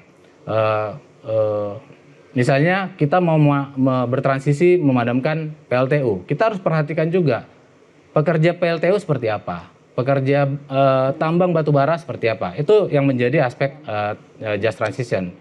Bagaimana ketika kita bertransisi tidak ada yang ditinggalkan. Dan yang terakhir bahwa tadi saya sampaikan ini PLN tidak bisa bekerja sendiri untuk menjalankan agenda transisi ini, perlu partisipasi, perlu partnership dengan berbagai pihak supaya kita bisa mewujudkan agenda pemerintah meningkatkan pertumbuhan ekonomi dengan pembangunan yang berkelanjutan. Mungkin itu dari kami, terima kasih. Baik, Pak Rion, terima kasih. Jadi komitmennya satu intinya, tapi nggak bisa dan nggak mungkin mengerjakan sendiri-sendiri ya, nggak bisa masing-masing ya, mesti kerjasama semuanya ya. Oke, tadi sudah ada kementerian, sudah ada PLN, perusahaan listrik negara, dan kita juga mau tanya ke pihak swastanya nih, yang juga berkontribusi ya. Tadi kan kalau kita lihat ternyata transportasi ini menyumbang emisi karbon sampai 25% gitu. Nah, apa sih langkah dan strategi yang diambil oleh produsen kendaraan listrik untuk mendukung transisi energi ini dan tentunya mengurangi emisi karbon di Indonesia? Mas Victor sudah siap? Siap. Oke, silakan. Sebelumnya terima kasih, mungkin sedikit tarik ke belakang tentang pengenalan siapa kita, mungkin lebih baik. Pertama, kita BYD adalah salah satu produsen yang mungkin tidak lama, tapi bisa juga tidak sebentar di industri energi, dari mulai elektronik, renewable energy, otomotif, dan rail transit adalah core dari bisnis kita. Mulai dari energy acquisition, energy storage, dan energy utilization. dan tidak berselang 30 tahun itu kita telah menjadi key player dan top player di 4 industri itu. Saat ini BYD itu sudah menjadi EV produsen terbesar di dunia dengan pencapaian penjualan tahun lalu sekitar 4,2 juta kendaraan EV, ada di sekitar 100 negara dengan peningkatan sekitar 40%. Dan secara footprint dari country kita sudah hampir menyentuh dari keseluruhan negara di hampir seluruh benua, termasuk juga di Indonesia. Dan saya sampaikan tentunya terkait global inisiatif untuk mencegah global warming itu sifatnya globally, artinya inisiatif yang dilakukan di wilayah bagian negara lain itu berdampak juga termasuk juga ke Indonesia. Dan per hari ini dengan pencapaian tersebut sebenarnya BYD itu telah mereduce sekitar 102 miliar karbon emission di global dan mungkin sekitar menanam 1,7 miliar pohon di seluruh dunia. Jadi secara footprint di global sebenarnya BYD sudah cukup kontribusi kepada pengurangan emisi karbon. Selanjutnya mungkin yang mau saya sampaikan inisiatif-inisiatif sustainability yang kami sudah lakukan di global, khususnya di SDG. Kami menyatakan namanya DREAMS. DREAMS itu ya Build Your Dreams, Decarbonization 4D, Revolution, kemudian Equity, Alliance, Integrity, Moral Integrity, dan Shared Value. Nah, secara impact mungkin beberapa hal seperti respon kepada climate change yang saat ini secara lebih proaktif. Kita juga mendirikan inovatif R&D untuk misi keberlanjutan tersebut. Circular economy sebagai salah satu bagian aktivitas SDG yang diperlukan khususnya global company dan kita berbasis community investment and engagement. Nah, tidak sampai hanya di global ya, di Indonesia sendiri ada aja sebuah kesamaan itu tadi Pak Rahmat juga dan Pak AHY juga sampaikan bahwa ini adalah satu action yang harus segera dilakukan khususnya di suhu bumi. Negara kita melalui Paris Agreement mengatakan kita harus menghindari peningkatan sampai 2% global average temperature, which is BYD sendiri dia punya vision itu as simple as cool the earth by 1 degree. So meaning we have a shared vision ya with Indonesia gitu. Jadi mudah-mudahan di Indonesia kita juga bisa berkontribusi aktif. Tentunya sebagai produsen otomotif ya kita sebenarnya secara kontribusi tidak banyak lebih daripada action-action yang langsung kepada aktivitinya, tapi lebih ke jumlah penjualan kendaraannya. Kenapa? Karena kendaraan tersebut berkontribusi untuk mengurangi emisi karbon. Saya jelaskan sedikit mungkin untuk Indonesia ini satu inisiasi yang cukup baik waktu saat itu dari pemerintah Indonesia. Pada saat itu juga Pak Rahmat juga cukup terlibat cukup dalam di bawah komando Kementerian waktu itu Komarinvest, kunjungan juga kepada Bapak Presiden Joko Widodo. Kita juga ada diskusi dan MOU tentang bagaimana mengembangkan EV ekosistem di Indonesia dan kami menyambut baik langsung tidak lama kami sudah langsung melakukan ekspansi bisnis, berkomitmen untuk berbasis produksi, juga segera membangun jaringan dan komitmen di Indonesia sehingga sampai hari ini saya harus dengan bangga menyampaikan kami juga telah menjadi number 1 EV company in Indonesia. Ya, per Mei kita pencapaian penjualan sudah hampir 16.000 dengan kontribusi sekitar 52% di industri EV. Karena sampai per bulan lalu saya baru cek data sudah 10% populasi penjualan EV di Indonesia. Artinya 1 dari 10 mobil yang terjual itu udah satunya EV. Dan kami juga cukup aktif ya dalam kegiatan-kegiatan sustainability di Indonesia seperti Indonesian Sustainability Forum, kemudian Langkah Membumi Festival, lalu kita juga kolaborasi dengan PLN dalam beberapa kegiatan komitmen untuk pengembangan tidak hanya penggunaan kendaraan tapi juga pengembangan infrastruktur pengecasan. Nah, sedikit mungkin menyampaikan seperti saya sampaikan bahwa kontribusi kita justru kepada jumlah kendaraannya untuk membantu energy transition. Jadi kalau kita lihat berkaca pada market EV di tahun 2002-2023 itu hanya 2 dan 3%, walaupun pada saat itu telah ada sebuah inisiatif untuk adanya policy yang lebih clear terhadap insentif EV. Namun baru bisa mencapai 5% saat tahun 2024 di mana BYD masuk ke market langsung berkontribusi 36%. Artinya kita seperti langsung secara aktif menjadi kontributor utama dan sudah mencapai 52% saat ini sebagai pemain utama di EV di Indonesia. Tentunya salah satu key-nya ya, kalau kami lihat, kita bedah sedikit dari penjualan kami, adanya satu pilihan option mobil yang cukup komplit. Dan ini yang penting, ini dari Pak Rahmat juga selalu sampaikan, bagaimana EV itu jangan sampai menjadi barang mahal gitu. Ya, barang yang mudah untuk didapatkan, kemudian bisa untuk menyentuh hampir seluruh segmen market. Seperti kita lihat di semua level price positioning, BYD telah menempatkan line up yang sesuai dengan market Indonesia. Mungkin ini adalah salah satu kunci untuk mendapatkan tidak hanya meningkatkan EV awareness tapi juga BYD awareness. Kira-kira untuk dalam hal ini itu yang bisa saya sampaikan dari BYD. Oke, saya setuju banget tadi mesti terjangkau supaya teman-teman mahasiswa juga bisa ke kampus naik EV ya. Iya kan ya? Jangan ngojek aja ya. Oke, tadi sudah ada pemaparan. Nah, kemudian saya akan mengundang panelis nih untuk supaya diskusinya juga makin hidup dan makin hangat. Mas Deon tadi sudah senyum-senyum. Mungkin ada yang mau ditanyakan atau Mas Deon ini kan berkecimpung di dunia riset ya Mas ya, research. Kemudian bagaimana energi transisi ini sudah dilakukan dan apa dampaknya. Nah, untuk yang saat ini kebijakan-kebijakan baik yang sudah dilakukan oleh pemerintah sampai yang juga sudah pihak swasta dan kontribusinya, gimana sih, sudah on track belum untuk mencapai net zero emission di tahun 2060? Baik, terima kasih Mbak Sylvie pertanyaannya. Mungkin sebelum pertanyaannya saya mau mulai dari perspektif arah direksi tadi yang disampaikan oleh Pak Menko, Pak Rahmat dan panelis lainnya ya, Pak Arion dan Pak Luther juga. Jadi perspektifnya tadi adalah bahwa kita harus bisa memprioritaskan pertumbuhan ekonomi ya, pilihan-pilihan pertumbuhan ekonomi dengan lingkungan. Kalau itu berjalan beriringan, maka itu prioritas, kan itu dari pesan Pak Menko ya. Kalau misalnya tidak, ya mungkin kita harus pilih prioritasnya seperti apa tanpa mengorbankan ekonomi, tadi seperti itu. Nah, mungkin saya tidak berseberangan, tapi sedikit berbeda gitu. Jadi apa tuh? Yang saya bilang bahkan sekarang boleh dibilang adalah untuk mencapai net zero, artinya kan tadi transisi energi ya. Dalam kita melakukan transisi energi itu merupakan sudah sama sebenarnya tujuannya. Betul. Dari segi tujuan dengan pertumbuhan ekonomi. Kalau kita tidak melakukan transisi energi, pertumbuhan ekonomi yang cepat tidak akan tercapai. Kenapa saya bisa bilang seperti itu?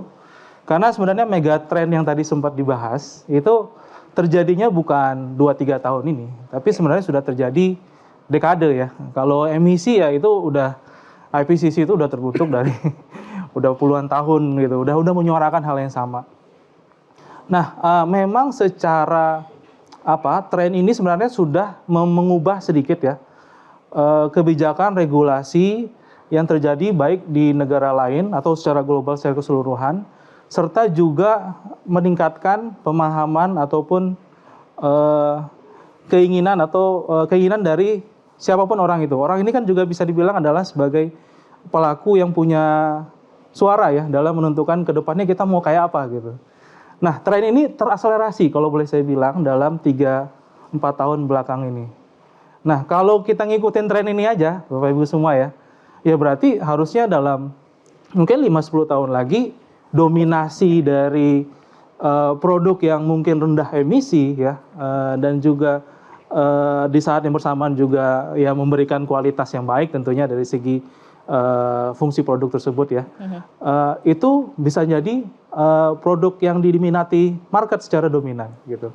Kita udah lihat sebenarnya tadi presentasi Pak Luther kan udah kelihatan ya share-nya naik tuh. Nah ini kalau bayangkan kalau ini terakselerasi dalam 5-10 tahun lagi, artinya ya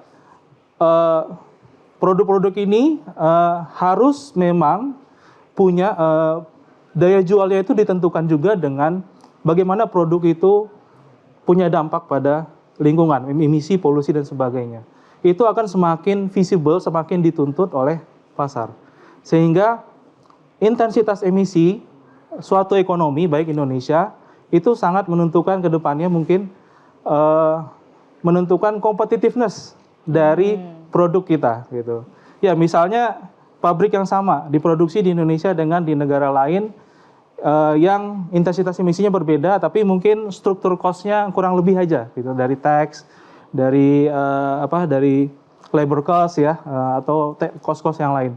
Tapi intensitas emisinya berbeda. Nah, mana yang akan lebih kompetitif itu akan sangat ketara ya mungkin ya dalam 5-10 tahun ke depan. Nah, makanya itu posisi saya adalah transisi energi itu sudah jadi prasyarat bahkan ya, sudah sejalan dengan target pertumbuhan ekonomi. Oke, jadi as long as dia punya value ekonomi kepada masyarakat dan apalagi ditambah value ramah lingkungan tadi ya, kenapa enggak ya Mas? Ya, masyarakat juga sudah lebih sadar soal itu ya. Ya. Okay. Nah, itu satu dulu. Yang kedua adalah dari segi direksi. Nah, ini mungkin saya sepakat tadi kita udah jelas ya menuju net zero emission 2060 atau lebih awal. Nah, memang dari segi direksi ini butuh apa ya, boleh dibilang firmnya lah, kepastian atau providing certainty for all stakeholders sebenarnya.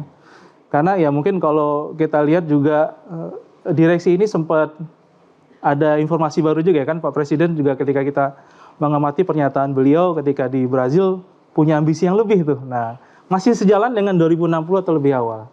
Namun dengan lini masa yang lebih pendek, itu punya implikasi dari segi kebijakan regulasi yang perlu diterapkan berbeda gitu. Misalnya tadi yang soal carrot and stick ya, kalau lini masa yang mau lebih cepat ya mungkin kita nggak bisa main carrot aja, sticknya juga harus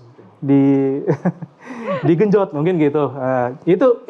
Itu dari segi lini masa saja. Nah, tapi kami percaya karena kami juga punya studi di 2021 sebenarnya, mencapai net zero itu sangat secara teknologi yang ada saat itu dan hitung-hitungan investasi serta ekonomi itu sangat visible di 2050 bahkan. Jadi masih sejalan dengan 2060 terlebih awal tadi. Itu dengan asumsi atau pengetahuan yang kita punya di 2021. Nah, dengan akselerasi 3-4 tahun ini, saya rasa itu bisa jadi figurnya akan sedikit bergeser ya. Mungkin tidak signifikan tapi akan bergeser. Mungkin ini yang membuat Presiden kita juga dengan berani menyatakan ini ya, bisa 100% yang kita barukan bahkan lebih awal dari 2050 ya, 2040 bahkan. Nah, namun memang yang perlu dilihat adalah bagaimana menurunkan dari visi ini ke kebijakan, pertama kebijakan jangka panjangnya. Karena kalau kita mau ini bisa, transisi energi bisa berperan memberikan manfaat yang baik bagi publik yang luas, maka transisi energinya juga harus sejalan dengan kebijakan pengembangan industri, kebijakan pengembangan sumber daya manusia, infrastruktur ya, maupun juga ya kalau misalnya kita ngomong SDM aja, apakah kita melihat potensi ya tadi 10 tahun lagi PLN akan bangun 40 gigawatt energi terbarukan. Itu kan sangat besar dibandingkan sekarang 1 gigawatt. Apakah yang akan melakukan pembangunan, yang melakukan desain pembangkit energi terbarukan tersebut adalah ini teman-teman mahasiswa yang di sini ya, yang punya catatan sisi pengamat itu possible nggak? Ya, dengan target yang besar itu? Ya, it's possible karena tadi saya bilang bahkan kita 100% 2050 ya. Itu kita melihatnya, oke, jadi gini, mungkin saya ulang sedikit. Sebenarnya kalau kita lihat dari segi plan yang ada beberapa opsi atau mungkin arah kebijakan yang boleh kita push lebih awal gitu. Karena mungkin dari segi uncertainty, dari segi pengamatan yang ada saat ini itu tidak banyak berbeda. Semua orang sudah punya satu paham. Kita nyebutnya no regret policy gitu. IESR sudah punya, pemerintah juga punya pasti. IEA International Energy Agency juga sudah melakukan untuk Indonesia. Ya itu kan pengembangan energi terbarukan yang tadi ya, intermittent tadi sebenarnya yang surya, angin sayangnya itu yang memang sangat dominan. Dan juga energy storage serta kendaraan listrik. Nah 3 itu.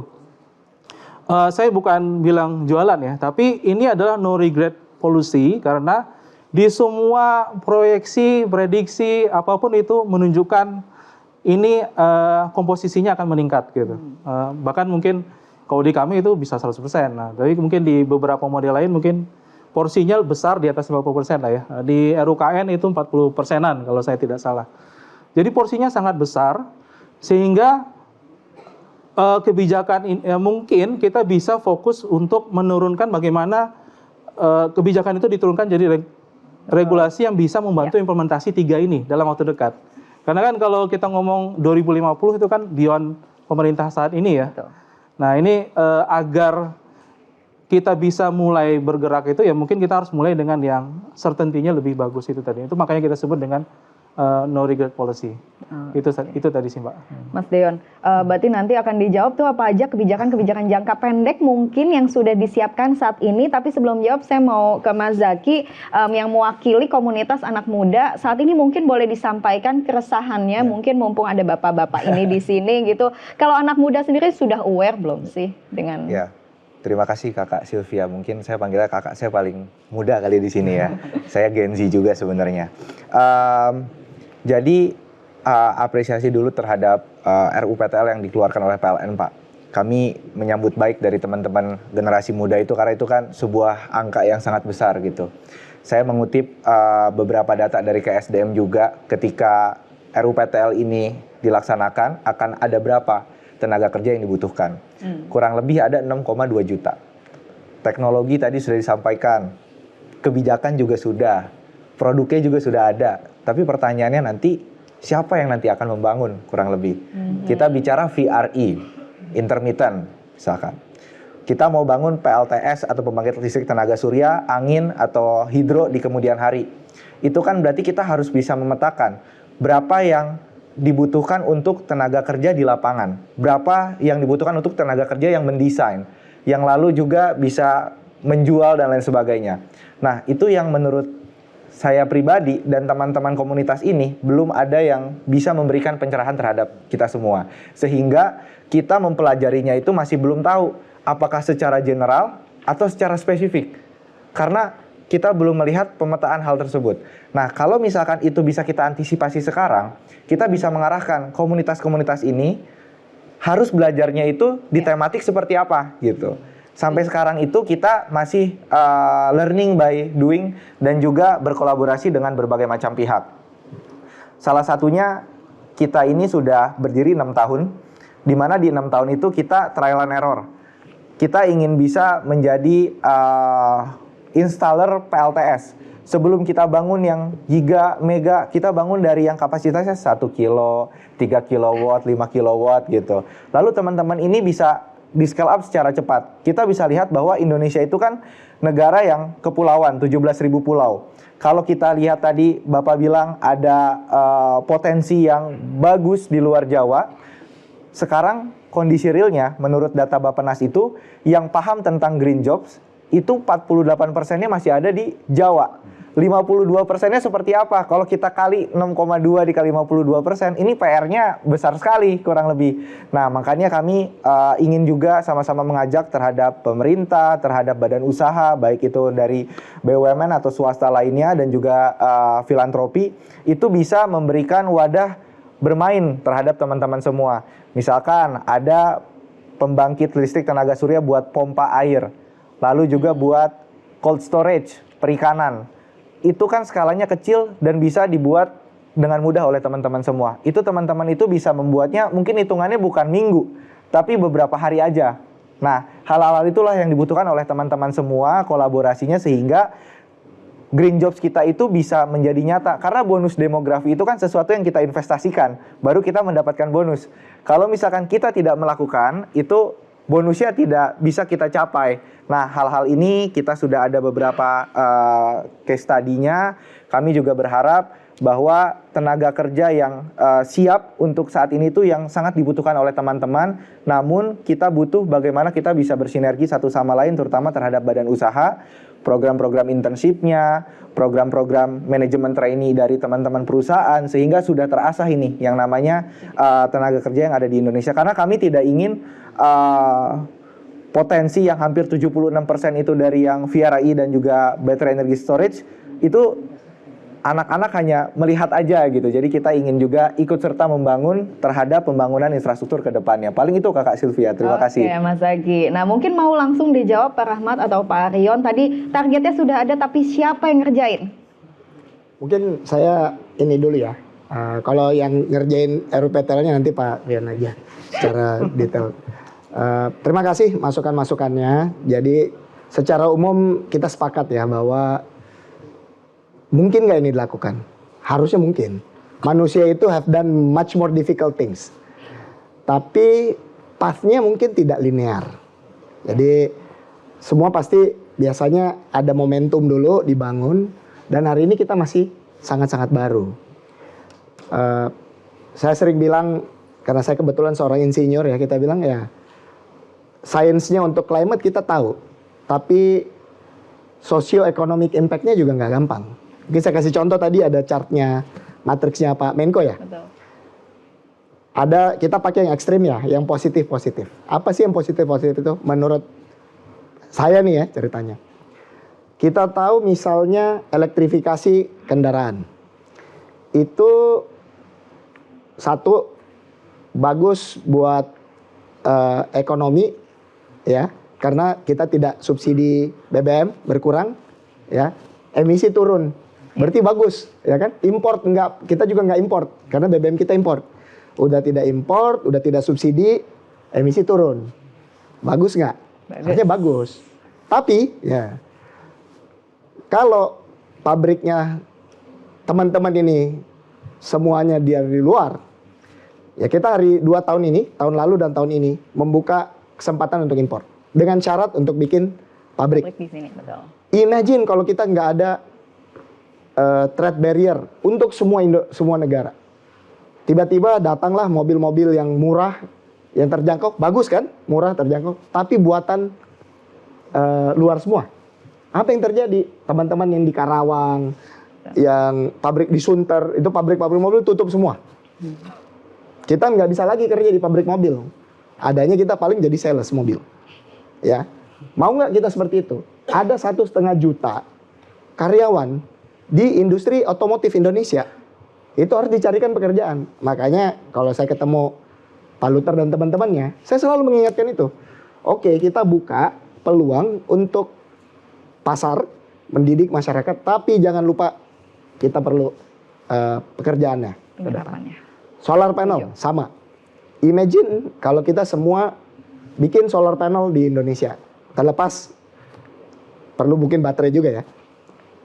Kebayang nggak nanti misalnya batu bara, industri batu bara itu ke depan kan harus dicarikan gantinya.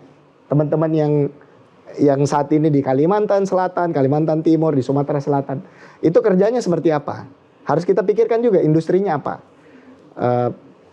ke depan. Itu dari sisi, padahal itu udah plus tuh, udah paling jelas gitu kan. Nah itu ada dampak ikutannya. Sama juga nih, yang negatif-negatif nih secara umum. Kalau menurut hemat kami, apa sih yang negatif-negatif? Ada benda udah disubsidi, udah diimport, ya, mengeluarkan CO2 lagi. Betul. Ya, contohnya LPG, contohnya BBM. Coba kita dengar nih, kalau tiba-tiba pemerintah nggak usah menghilangkan deh, menghapus aja subsidinya. Ribut. Apa yang teman-teman lakukan sini? Demo nggak? Ya, nah pasti kan nggak mudah.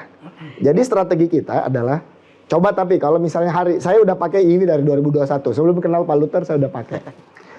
Hari ini kalau misalnya saya sudah tidak butuh BBM, berarti itu jadi tidak relevan hal tersebut. Betul. Jadi kita mengajak makin lama makin banyak, ini ada pilihan loh. Karena yang kita butuhkan itu adalah, kalau mobil atau motor, adalah mobilitas. Kita bukan butuh BBM-nya per se, tapi kita butuh mobilitasnya. Kalau mobilitasnya bisa dilakukan tanpa BBM, kan nggak apa-apa. Why not? Sama juga LPG. Apakah kita butuh LPG? Enggak. Kita butuh makanan kita matang. Kalau misalnya makanannya bisa matang tanpa pakai LPG atau tanpa pakai bahan bakar fosil, ya boleh nggak? Harusnya boleh-boleh aja. Nah, hal-hal seperti ini yang memang perlu kita pikirkan, karena menurut saya ya, kalau di kantor ASR, ya saya kenal teman-teman semua di sana, di kantor saya, kita nggak ribut lah kalau gitu, kita udah sepakat. Tapi di kalangan yang bukan, setiap policy itu akan ada dampaknya. Karena orang ujung-ujungnya simple. Mereka pengen yang affordable buat mereka. Kalau disuruh bayar lebih, nggak mau. Itu gampangnya jadi supplier lebih nggak mau. Kalau bisa harusnya semua market share-nya nggak 10% hari ini. Mungkin harusnya udah 50%.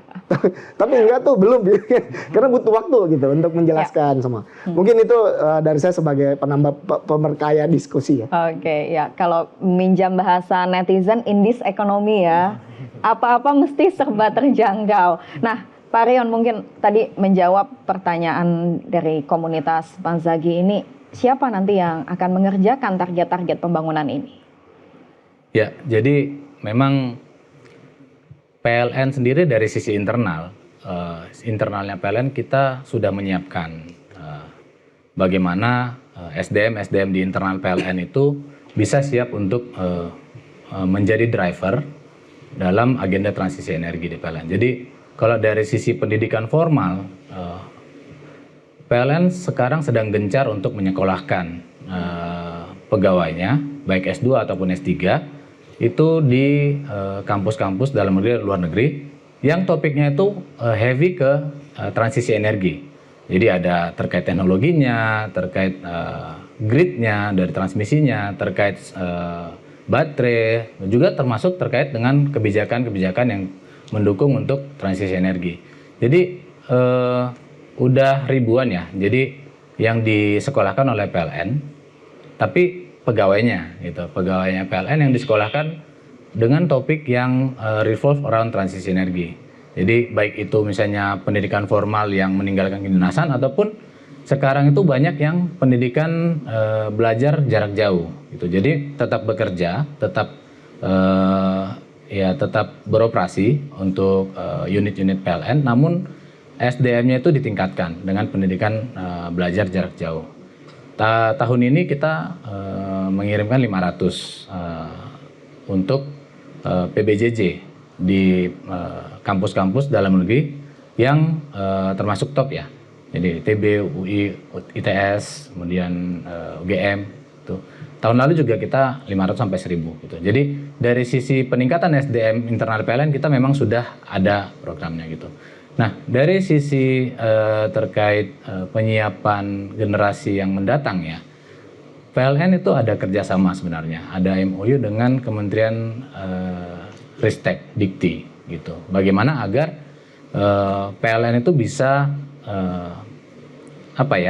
mendukung pembelajaran generasi selanjutnya yang memang sesuai dengan kebutuhannya PLN, yaitu untuk transisi energi. Jadi memang sudah ada MOU-nya dengan Kemenristek Dikti, dan ke depan kita akan mencoba jajaki kerjasama seperti apa yang bisa kita kerjakan bersama. Kalau sebelum-sebelumnya PLN juga aktif, misalnya saya pernah ikuti dari ITB itu ingin membuat sebuah prodi baru terkait energi dan sustainability. Kita ikut membantu untuk menyiapkan kayak silabus dan course-nya, kebutuhannya seperti apa, kebutuhan industrinya seperti apa, sehingga prodi yang dibentuk ini bisa sesuai dengan kebutuhan kita saat ini juga di masa yang akan datang gitu. Kemudian ya kita juga menerima magang ya dari mahasiswa yang ya baik itu magang Indonesia Merdeka Belajar ataupun yang bukan Merdeka Belajar gitu. Kita menerima magang, dan most of the time memang topiknya itu banyak terkait dengan energi terbarukan, transisi energi dan sustainability, sehingga ya kita lihat memang benar tadi bahwa siapa yang akan mengerjakan agenda transisi energi ini ke depan itu juga sangat penting, dan itu menjadi concern PLN juga di saat ini gitu. Jadi mungkin next ke depannya mau collab nggak nih Pak Rion? PLN dan komunitasnya Mazaki? Sudah ya? Oke, luar biasa. Nah, tadi Mas Luther sempat disentil juga sama Pak Rahmat soal pabrik ya, saat ini sedang pembangunan. Jadi intinya adalah mau jual besar-besaran silahkan, tapi penyerapan tenaga kerjanya juga nggak boleh kalah besar dong gitu. Sejauh ini gimana? Ya, setuju sekali ya. BYD juga dalam komitmennya kepada pemerintah, bukan hanya dari sisi penjualan, tapi juga memberikan nilai tambah. Dan komitmen ini juga tertuang dalam sebuah policy dan undang-undang di mana kami harus menyelesaikan sesuai dengan target yang langsung telah ditentukan pemerintah dan tidak bisa mundur. Dan sampai dengan sekarang berdasarkan karena seluruh proyek ini diaudit oleh BKPM selaku Window Communication dan Investment Authority di Indonesia, mereka sampai sekarang ini telah cukup koordinasi dengan baik dengan BYD terhadap Thailand Project dan pencapaiannya juga sesuai dengan ekspektasi mereka. Ya, tentunya kami juga sebenarnya ingin segera fasilitas itu bisa selesai karena itu juga menjadi bagian penting untuk economic value dari production dari BYD, tidak juga hanya dari impor. Tapi setelah nanti jadi, ini targetnya akan ada berapa banyak lapangan kerja yang akan terbuka? Ya, kita memang menargetkan kapasiti yang cukup tinggi dari fasilitas ini dan dapat menyerap tenaga kerja khususnya yang area sekitar ya lokal. Ya, jumlahnya mungkin ribuan. Secara spesifik mungkin kita baru disclose di waktu yang lebih tepat. Tapi pastinya skala ini adalah industri skala besar dan kita juga tahu otomotif itu adalah salah satu padat modal juga. Investment juga skalanya juga cukup tinggi. Ya, mudah-mudahan semuanya terrealisasi dengan baik sesuai komitmen nih pemerintah. Amin. Ditunggu ya. Kapan targetnya, tahun depan atau tahun ini? Beroperasi. Tahun depan. Oke. Mas Deon, tadi kita bicara soal siapa yang mengerjakan. Nah, mungkin kalau menyoroti ya dari sisi riset itu kendala-kendala apa yang akan ditemui gitu, baik oleh para pemangku kebijakan dan yang mengerjakan untuk mencapai net zero emission ini? Ya, mungkin sebelum ke sana, tadi ada satu perspektif lagi yang mungkin mau saya sampaikan. Yang pertama adalah untuk menuju mencapai target visi transisi energi ini sebenarnya kita perlu memperluas ya aktor yang terlibat. Itu udah sepertinya udah terindikasi dari diskusi juga sih panel tadi. Cuman bisa aktornya itu perlibatannya tidak hanya sekarang kan sejauh ini ya konsumer beli mobil listrik kan gitu aja. Tapi mungkin bisa lebih produktif gitu keterlibatannya. Bagaimana kita bisa mungkin perkembangan kebijakannya dalam intinya atau hatinya itu ya, hati kebijakannya itu adalah memungkinkan si aktor-aktor yang lain ini, masyarakat, koperasi, UMKM, itu juga bisa berpartisipasi dalam transisi energinya juga gitu. Jadi memungkinkan itu.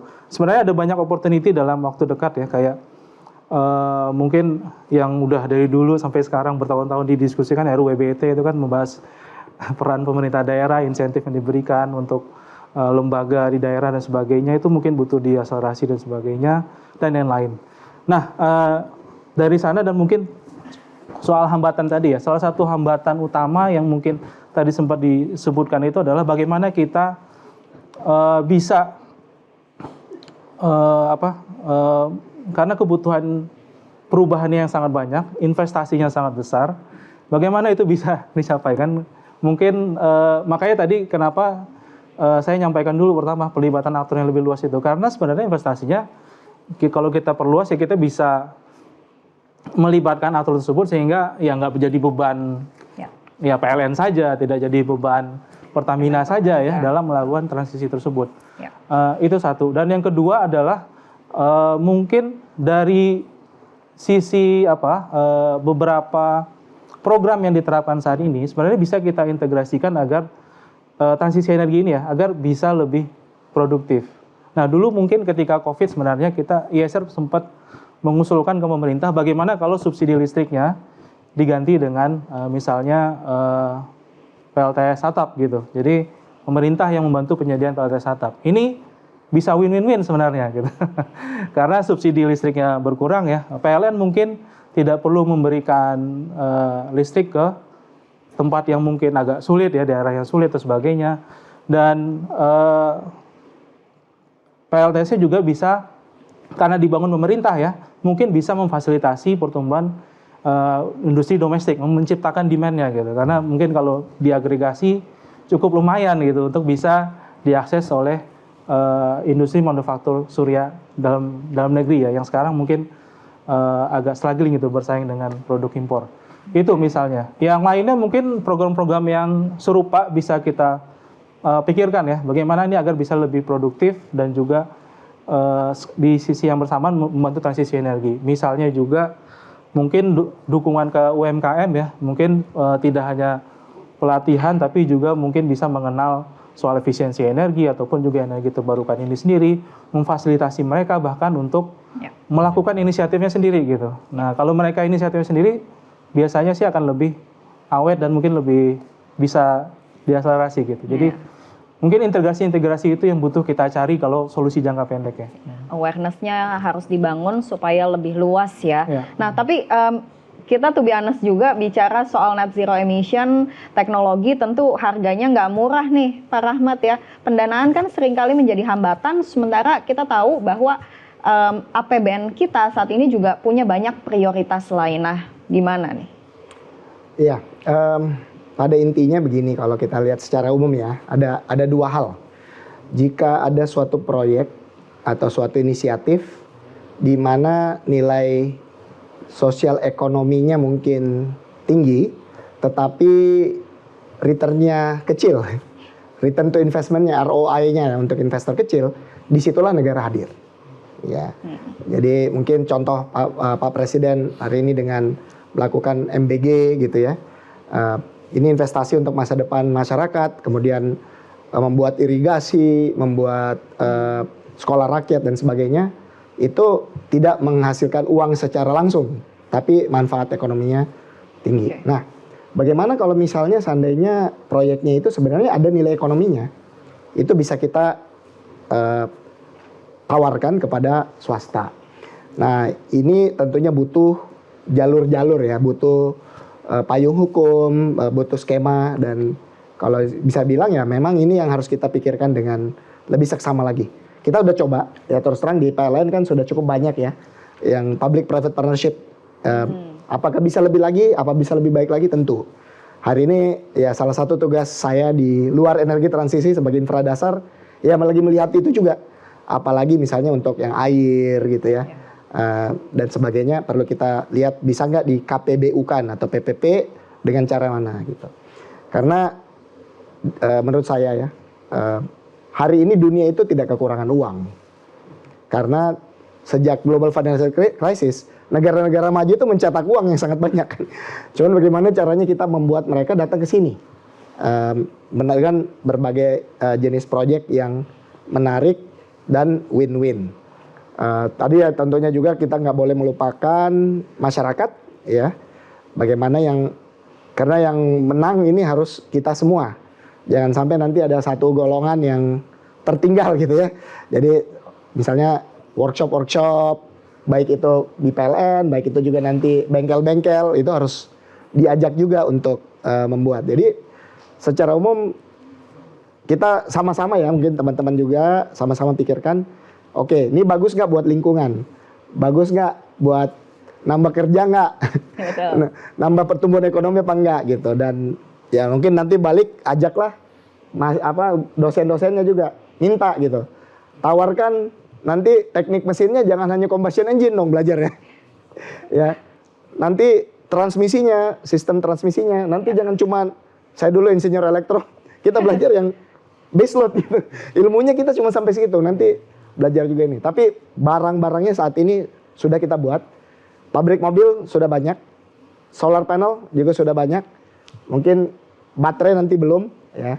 Tapi nanti kalau pabriknya Palu terjadi nih, hitungan saya kasar aja, mungkin antara 7,5 sampai 15 GWh Pak.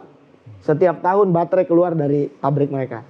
Dan 5 tahun lagi, 10 tahun lagi, itu sudah tidak layak untuk di mobil. Mungkin perlu di recycle untuk jadi BES. Jadi Bapak bisa pakai itu ke depan. Jadi ini bisa jadi circular economy yang sangat luar biasa. Yang mungkin hari ini masih kita lihat titik-titik kecil gitu. Tapi nanti akan jadi puzzle yang hopefully indah kalau kita gotong royong. Oke, Pak Rahmat. Pak Rion dan Mas Luther, mungkin sebelum menutup diskusi kita, dari hasil apa yang sudah dilakukan selama ini, baik dari PLN maupun BYD, berapa sih total data di atas kertas ya, jejak emisi karbon yang sudah berhasil dikurangi hingga sejauh ini? Ya, tadi yang seperti saya sampaikan, tahun 2024 melalui 4 inisiatif, jadi pengembangan pembangkit energi terbarukan, kemudian co-firing biomasa, kemudian pengembangan pembangkit gas yang PLTGU dan juga PLTU batubara yang lebih efisien, gitu, yang superkritikal dan ultra superkritikal. Kita berhasil mengurangi emisi 48 juta ton CO2 selama 1 tahun itu. Jadi per tahun kita sudah menurunkan emisi di 48 juta ton CO2. Itu dari tahun 2021 meningkat dari sekitar 30, kemudian sehingga di 2024 kita 48,5 juta. Dan tahun ini kita ini kan di 51 juta ton CO2 1 tahun. Targetnya tahun ini 51 juta ton ya? Betul. Oke. Mas Luther? Ya, secara nasional mungkin kita masih kalkulasi, namun secara global seperti yang tadi saya paparkan, secara total kita telah mencapai 102 miliar kilogram karbon emission yang kita udah hilangkan, ya kita reduce, atau ya mungkin kita langsung setarakan saja dengan 1,7 miliar menanam pohon di seluruh dunia, kira-kira begitu. Oke, terima kasih. Silakan Pak. Ini satu mobil itu rata-rata pakai 1.500 liter fuel. Ya. 1 liter itu kira-kira emisinya 2,4 kilogram. Berarti satu mobil laku di jalan itu 3,6 ton. Nah, sampai bulan Juni itu kira-kira ada 100.000 mobil. Jadi di jalan Indonesia, di luar motor ya.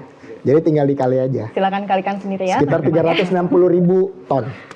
Wah. Hari ini ya, tapi nanti kan berlipat terus per tahun. Tahun. Untuk hari ini ya. Oke, dan sebelum menutup diskusi kita, saya mau minta closing statement dari masing-masing bapak-bapak yang sudah hadir. Tepatnya lebih ke pertanyaannya, jadi mampukah Indonesia mencapai net zero emission di tahun 2060? Kalau ya kenapa? Tidak dan belum tentunya kenapa? Pak Rahmat, silahkan. Ya buat saya ini sudah komitmen, kita failure is not an option. Jadi kita harus usaha, tapi kami yang sedikit lebih tua ya, yang bukan Gen Z ini kan hanya bisa kasih fondasi, nanti ke depan melanjutkannya adalah teman-teman yang muda-muda ini. Tapi harus bisa. Oke, Pak Rion.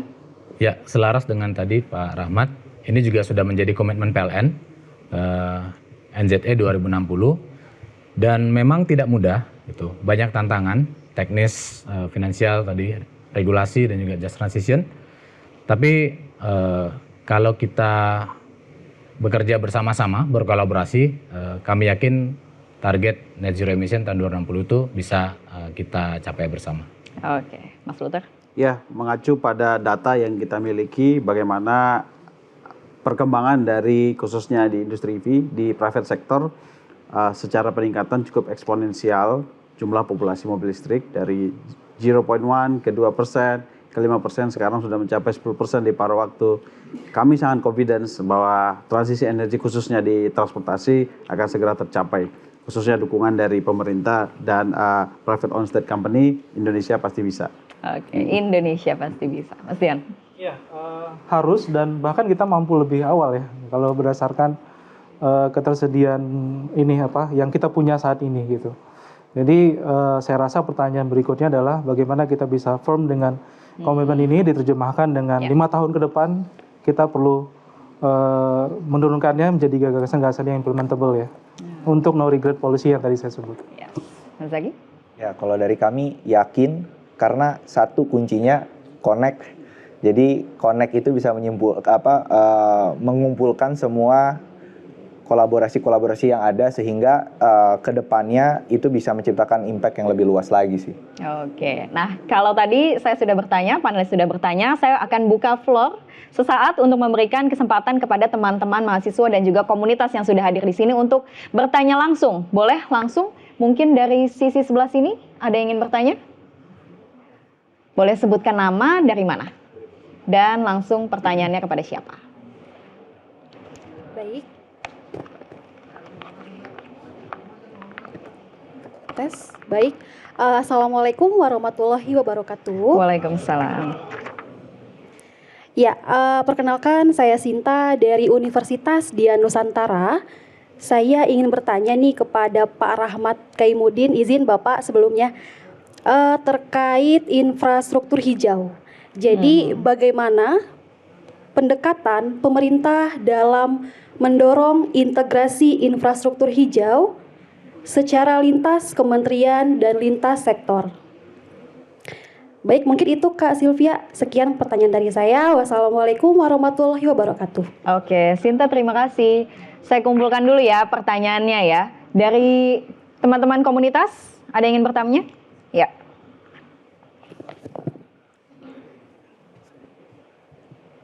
Boleh sebutkan nama, kemudian asal, dan langsung pertanyaannya ditujukan kepada siapa?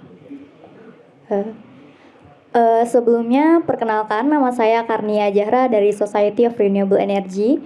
Sebelumnya saya ingin bertanya ke Pak Rahmat terkait dengan pendanaan yang tadi sempat dimention juga.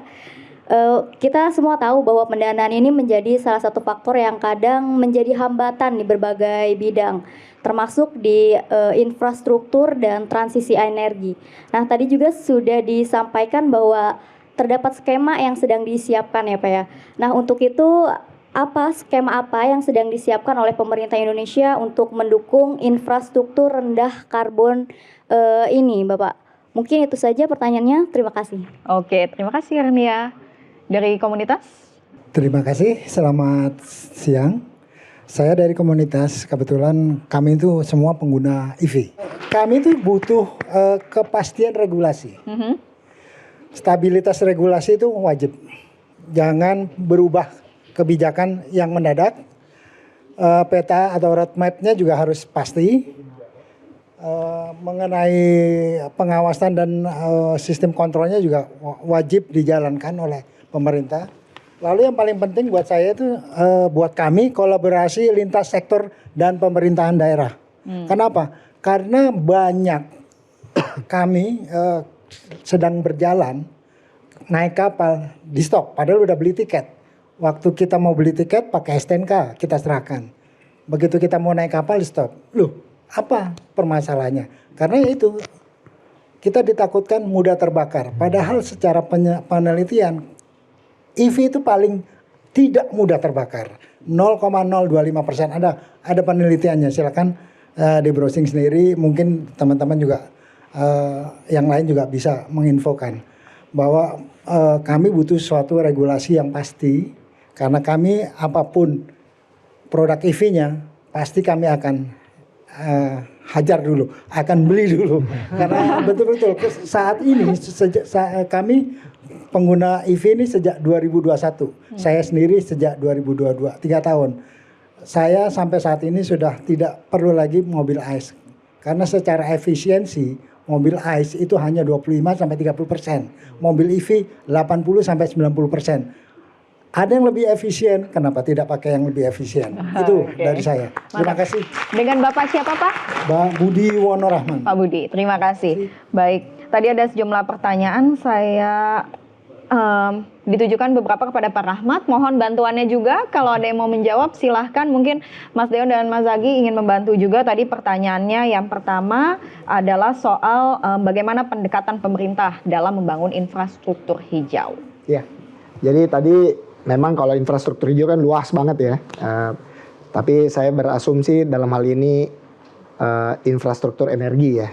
Kalau misalnya kan soalnya kita juga bisa bilang bikin jalan gitu yang atau bangunan yang hemat energi itu juga itu about building codes misalnya. Tapi kalau infrastruktur energi memang ini banyak sekali yang terlibat, mulai dari pembebasan lahan, mulai dari tendernya di PLN dan sebagainya. Tentunya faktanya di pemerintah banyak kementerian dan lembaga, ada banyak perusahaan. Itu udah sesuatu situasi yang harus kita hadapi. Nah, tapi oleh karena itu makanya kita ada berbagai wadah koordinasi yang bisa kita gunakan gitu ya. Ada Satgas Ketahanan Energi, ada Satgas Transisi Energi dan Ekonomi Hijau yang saya bagian dari dalamnya. Ada juga kita misalnya untuk PSN, kita rame-rame, ada Kementerian Koordinator. Nah, ini hal-hal seperti ini yang kita bilang. Biasanya kan misalnya nih PLN, dia butuh bantuan dari kementerian apa, datang ke misalnya tempat kita, ya kita coba untuk melakukan koordinasi itu. Jadi hal-hal seperti itu sudah menjadi ya day to day operation ya Apalagi kami dari Kementerian Koordinator. Jadi namanya aja udah tugasnya udah mengkoordinasikan itu seperti itu. Nah, pendanaan. Jadi sebenarnya tadi saya sampaikan, secara umum banyak orang mau mendanai. Yang susah dicari adalah yang sedikit. Yang mendanai tapi nggak mau uangnya balik. Mau ngasih. Itu sedikit ya. Tanpa pamrih gitu ya. Nah, jadi memang akhirnya kalau yang tadi ya, kalau misalnya pendanaan yang dimana pendana itu mereka apa yang mereka butuhkan. Yang ingin uangnya balik ya, dalam hal ini investor. Yang mereka butuhkan adalah produknya sendiri. Projectnya apa sih? Ya dia butuh kejelasan. Kemudian dia juga butuh regulasi yang relatively clear supaya mereka bisa melakukan assessment. Nah, kadang itu belum terlalu jelas buat mereka. Jadi tadi ya contoh kenapa misalnya RUPTL ini sangat kita nantikan. Karena sebelumnya orang pikir, oh saya mau invest di solar panel nih di Indonesia. Tapi ternyata PLN aja mau belinya cuma 4,5 gigawatt selama 10 tahun ke depan. Saya bikin cuma 450 mega 1 tahun. Satu pabrik 1 giga, nggak cukup gitu. Tapi begitu bilang 17 giga, wah ini saya bisa invest nih di pabrik solar panel di Indonesia. Begitu. Misalnya juga Pak Luther dan teman-temannya juga, dia masih bisa lihat kan, oh pasar Indonesia sebenarnya kayak seperti apa sih? Nanti ada nggak kalau kita bikin ada dukungan misalnya listriknya cukup apa enggak? Kalau nanti habisnya harus didorong nanti mobilnya kalau nggak ada SPKLU dan sebagainya, itu juga membuat mereka penting. Jadi skema-skema bisnisnya sendiri plus ekosistemnya yang ingin kita buat. Nah mungkin yang terakhir ya soal kebijakan Pak. Jadi kebijakan itu memang secara umum kita pengennya nggak berubah-berubah ya. Tapi kalau nggak berubah-berubah bisa nggak jadi juga gitu. Karena berbagai policy yang baru kita buat itu memang perubahan regulasi Pak. Jadi Perpres 55 tahun 2019 kita rubah ke Perpres 79 2023 untuk EV misalnya, itu kan dinamika regulasi kita rubah. Mungkin yang paling baik ada yang bisa kita sampaikan adalah ya bahwa regulasi yang baru itu adalah penyempurnaan atau menutupi kekurangan regulasi yang kurang sebelumnya. Ya, jadi dan tadi ada hal-hal yang orang masih memang belum paham. Mungkin di teman-teman di Komite Transportasi Penanggulangan Bencana masih lihat, oh soalnya videonya kalau mobil EV terbakar ya divideoin. Betul. Kalau mobil yang bukan EV terbakar, udah orang udah biasa. Betul. Jadi nggak divideoin, nggak viral. Padahal mungkin kalau dicek-cek lebih banyak. Misalnya ya, hal-hal seperti ini ya butuh gotong royong tadi, butuh kerjasama dengan semua. Oke, Pak Rahmat, terima kasih. Ada yang ingin menambahkan, Bapak-bapak di sini singkat saja? Ya mungkin yang tadi pendanaan ya, tadi benar ya, duitnya banyak gitu, tapi kan pengen untung semua. Betul. Nah, mungkin ada beberapa juga yang sebenarnya mau bayar lebih, tapi masih dalam batasan wajar.